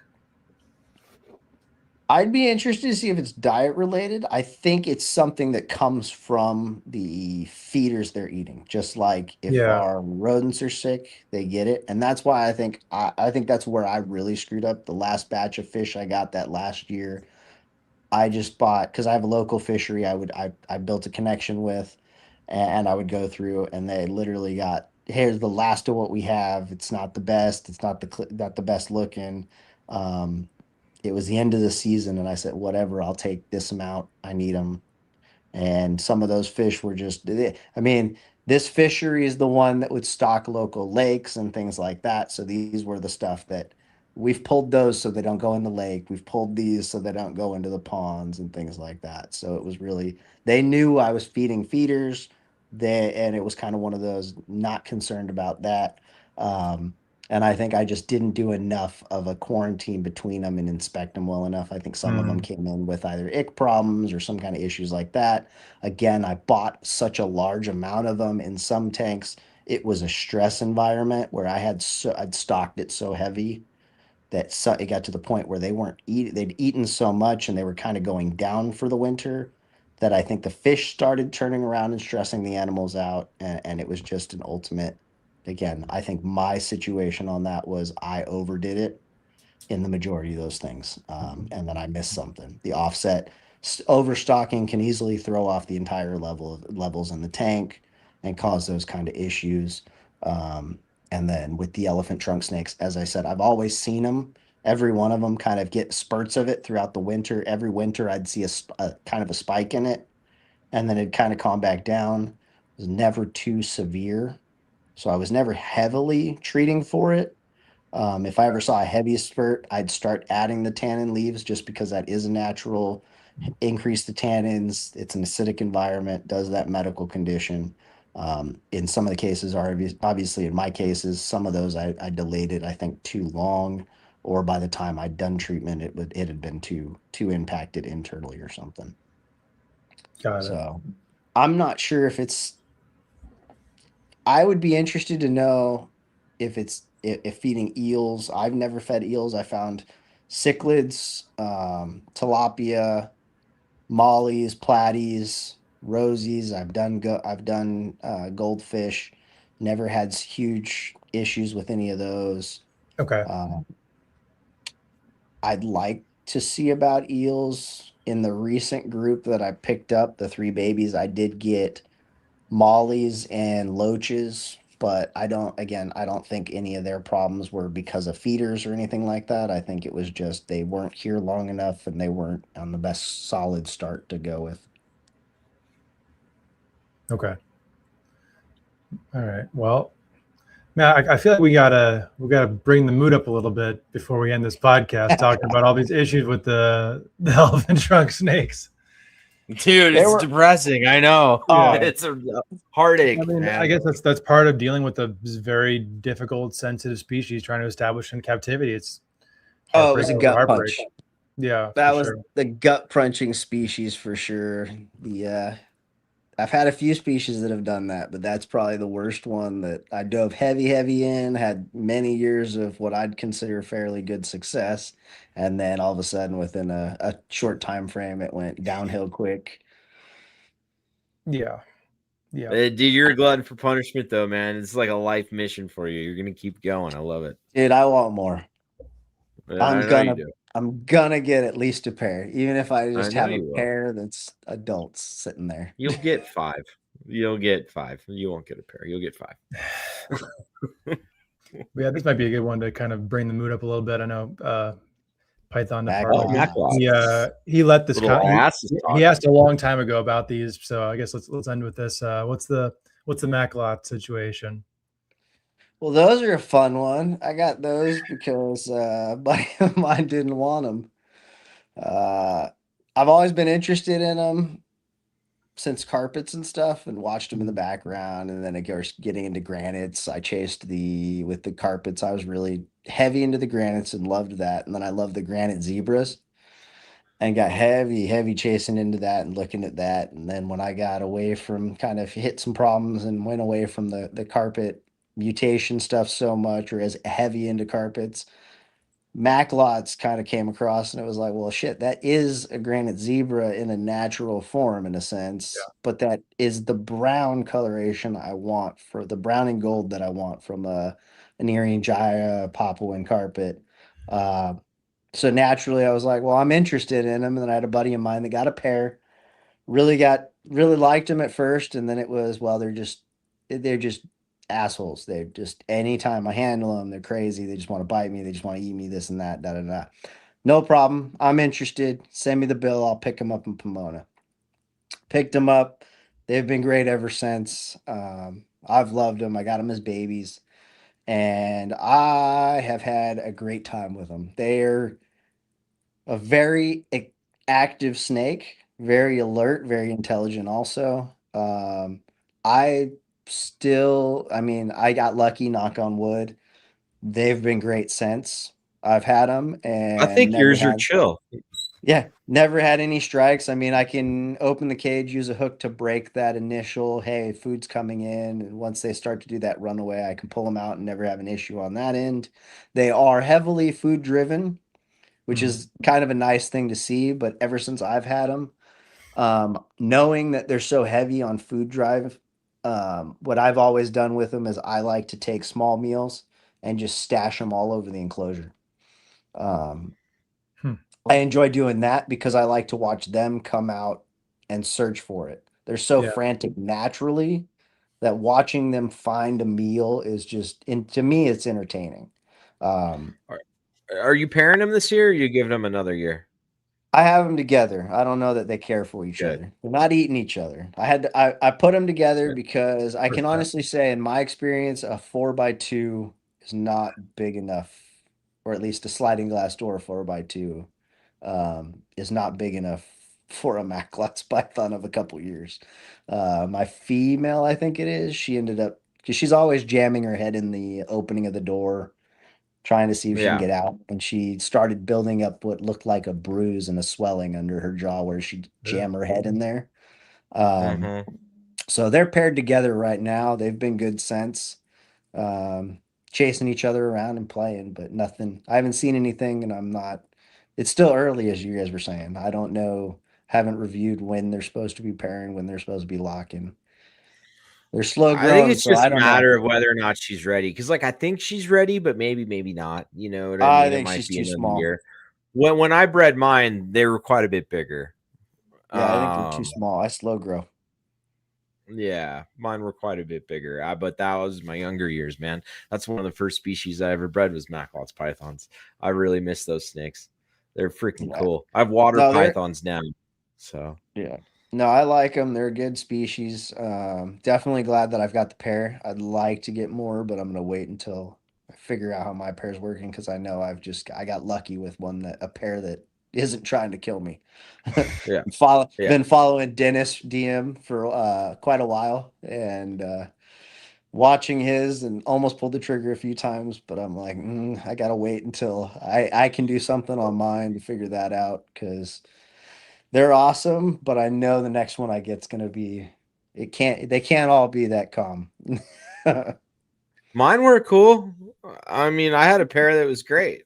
They I've were never had a liasis that gave me a run for my money. I know they exist, but I feel like in general, especially if you work with them from when they're young, most liasis are pretty chill.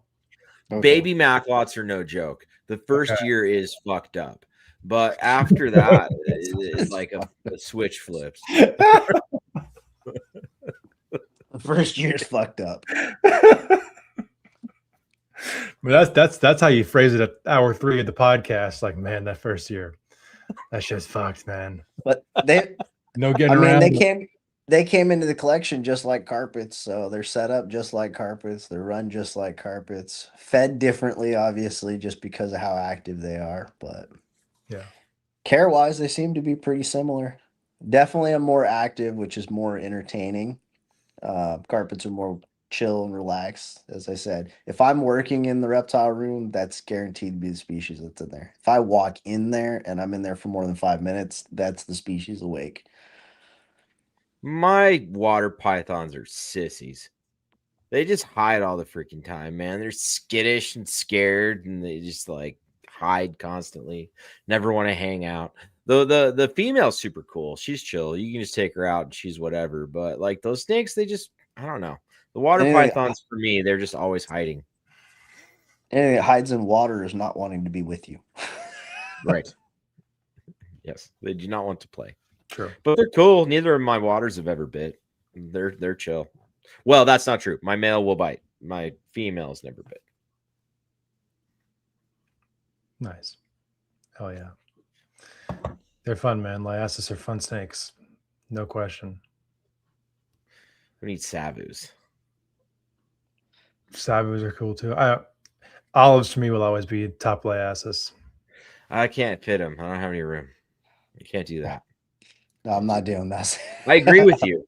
I don't disagree with you. I'm going to go ahead and say that you're right. And olives are the superior liasis. Dude, I don't want any more 10-foot snakes. They're not 10-foot. I mean, they don't need to be 10-foot snakes. They probably shouldn't be 10-foot snakes. Yeah, I mean, that's fair, but still. Yeah. They're overrated. Olives are overrated. No, dude, they're soft. They're soft. It's the soft. You know what I mean? Because if you hold a maclots and you hold a sabu and you hold a water python, you hold an olive python, there's a very distinct difference in the texture of an olive python, and I fucking love that. Little tiny, like micro scales almost. They're so flat and just so smooth. Yeah. Now, respect to the olives. Respect to the olives. I've never worked with Max or water pythons. It was just olives for the most part, and then duns and savus. The duns were a very close second for me. I was a big duns fan. are awesome. I like duns are cool. Yeah, I haven't jumped into that. Those are cool though. They're cool. Yeah. Maybe If I was one day. man, they would be on the short list of non-scrub pythons that I'd keep again, but maybe one day. Not anytime soon though. Not enough people care. There's like 20 people that like duns pythons. Yeah, I mean, it was one of those species that was really hyped because it's like, oh shoot, these are around all of a sudden somehow. Like Ryan and KJ had their collab pairings that Ryan produced that a couple of times, and then for like a year and a half, Nick had his. imports were coming in, and it definitely one of those, like, there was hype because they hadn't been seen in forever, and I can't say I really follow it, but man, I think they're amazing. They're so cool. They're cool. They're like small olive pythons. That's kind of like behavior wise to me. They seem like smaller olives. See, I just think they're like, I don't know, like the Maclots pythons, like cool older brother. I mean, that was a subspecies. I think it was elevated at some point, but yeah, the bigger. They're close to me. They remind me of Maclots a lot. I mean, obviously, not only visually, but just in my interaction. But also, they're distinctly different. Yeah. You know what I mean? They're certainly not the same. But they seem closest to the Max to me. But anyway, yeah, man. I don't know. You can only do so much. I have that problem. You know what I mean? You have to talk him out of Anacondas. He tries to take him home, and I'm like, nah, it's still here next time you get back. Well, I have all these goals and only so much space and these damn cage standards that I like to adhere to. And it'd be a lot easier if I just wanted to fill this place up with tubs and go ham. You know what I mean? But then it's much less fun. It would take away something from it, for sure. Visually less appealing. Yeah, I want to be. I like sitting here and looking around. Yeah. You know, you're too lazy to open tubs just to see it. You're like, nah. Yeah. You know, I want to sit back and enjoy what I'm doing. I'm staring at a Wallaby 70 Absolutely. tubs just isn't going to do it for me. No, Absolutely. definitely not. It's hard to Definitely observe from a tub, behind a tub. It's easier to sit back and just observe and watch the animals from an enclosure. not. Yeah, 100%. It's just, yeah, I have these thoughts, you know, because I mean, obviously I work for a living. And I'm like, wouldn't it be cool if one day I didn't I have work to? for a and it living, was so just I have snakes, thoughts. you know, well, because I, you know, there's plenty of people that are doing snakes for a living and not having to work a normal day job, but that would be the only way I could do it. It doesn't work both ways, you know, like you gotta, I don't know. It's just, it's a debate I have with myself. I've got kids. I will never do this as a day job. And I mean, and we're in California. This is a That's hobby. the real problem. Yeah, I that's the do. biggest difference. I'm in Texas, that's why it works.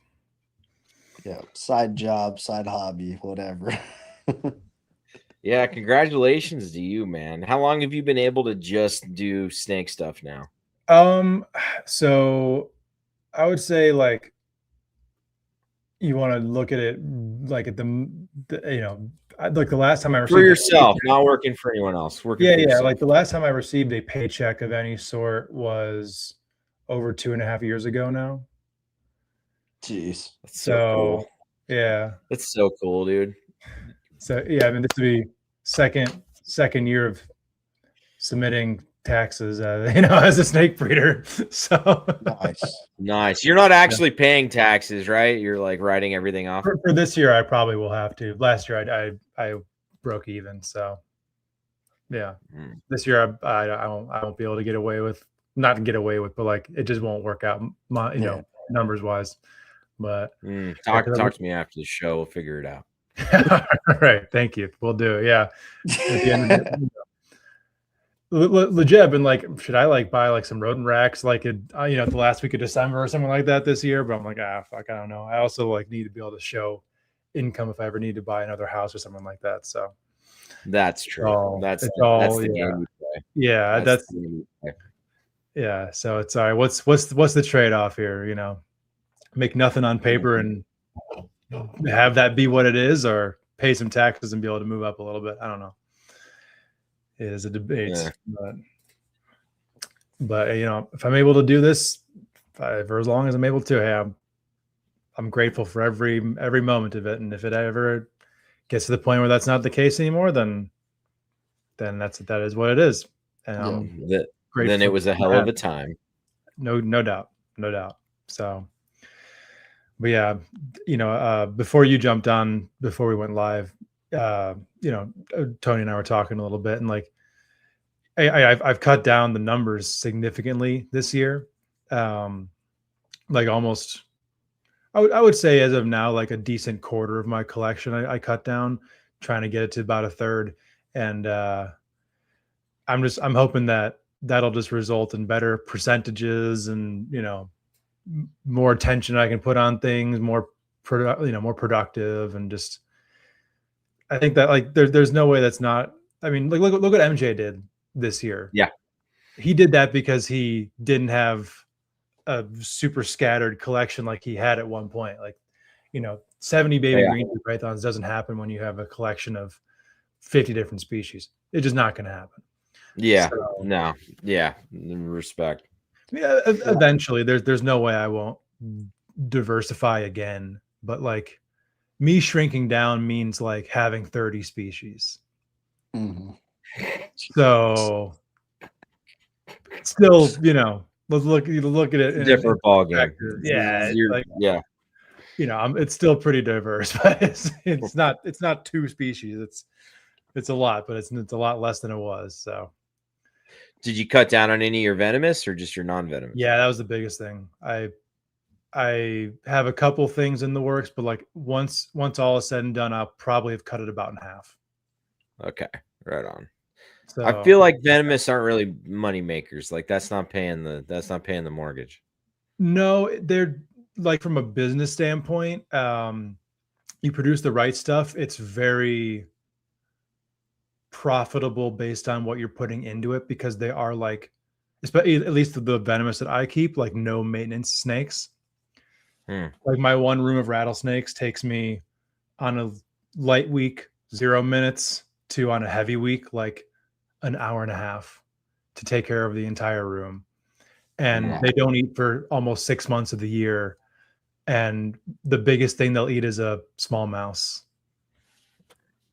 you know, and they might eat like a big male might eat like 6 meals a year. And then they just chill. Yeah, I keep them naturalistic. There's definitely snakes in there that I haven't removed from their enclosures since I put them in there. It's super easy and it's fun. Like it's my little zoo hall in there. I can just, once the basking lights turn on, I just walk through, take a look at everybody doing their cool natural behaviors, basking, moving around. I have, most of them are cohabbed in there. So like, and they're super social snakes. So they get to see them interact with each other and basking in one big old ball. It's cool. But yeah, definitely not like, I wouldn't want to be full time with just venomous. That sounds terrible. And also, like, most of what I have done and plan to do is just wholesaling litters to people who I know are like gonna do the due diligence that need to be done, that I'd prefer not to, because I'm not super involved in the venomous community. And I've noticed that by how difficult selling some stuff has been for me, to where like I've had a few nice big deals, but like one-offs or pairs here and there, it's been a challenge. So but yeah, just keeping my favorite stuff, and just want to get to the point where it's just like maximally enjoyable and not ever feeling like, I gotta go to the other room now and do the other room of venomous. So yeah, 2 rooms of venomous too much. Let's do one room of venomous. Fellas, my wife is ready for me to be off the podcast. 2 rooms. I mean, dude, we eclipsed 3 hours. I think we were joking ahead of time beforehand about going 3 hours, and we actually, in fact, did. So, well, you said a show with Brandon typically will run that long. Yes, and that was. I didn't talk that much. It just happens. Yeah, I know, and you didn't. I like literally. He didn't say it was you. He said it just happens. I just asked the questions and let him. I just. Boop, boop. Exactly. Guys, it's been fun. I appreciate you both. It's been a pleasure, man. This has been a great night. Tony, tell everybody where they can find you, how they can support you, inquire about availability.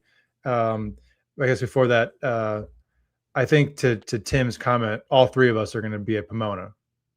Yes. I'll be at every Pomona. I'm always at the USARC booth supporting USARC, but yeah, I'm at Pomona. Hell yeah. I'll be at the trap booth with I'll have one display set up with some babies. I'll have some Amazon tree boas, some gelatins, some inlands, and probably some of Tony's anacondas. And then I guess since you said what you're bringing, I will have 1 scrub python and a couple indigos, and that might be about it. So, hey man, there you go. Not much. I can't bring anything venomous, so that's about it. See us at the trap booth. Yep. So I guess back to what I asked Tony, where can people find you? How can they inquire, etc.? Revision Reptiles, Instagram, Facebook. It's really all I've got. Haven't ventured into much. I don't social well. So other than that, you can find me at Southern California at the any of the reptile super shows, some of the Tenley shows occasionally, and I'm slowly venturing out to a couple other shows with I'm, as I said, supporting USARC. If you see me at a reptile show, chances are I am volunteering or supporting them, so not running my own booth. Or you may see me with Brandon running around. Very cool. All right, Brandon, now how about you? Instagram, Morelia House, Facebook, Brandon Wheeler, but definitely Instagram is where I post most of my stuff and stay the most active. So cool. See you there. Oh, yeah. All right. Well, thank you guys so much for being here tonight. This was an awesome talk. Thank you to everyone who's in the live comments. Definitely a cracking live comments tonight. And yeah, thank you everybody for checking it out. Thank you for listening. We'll catch you all back here next week for a new episode.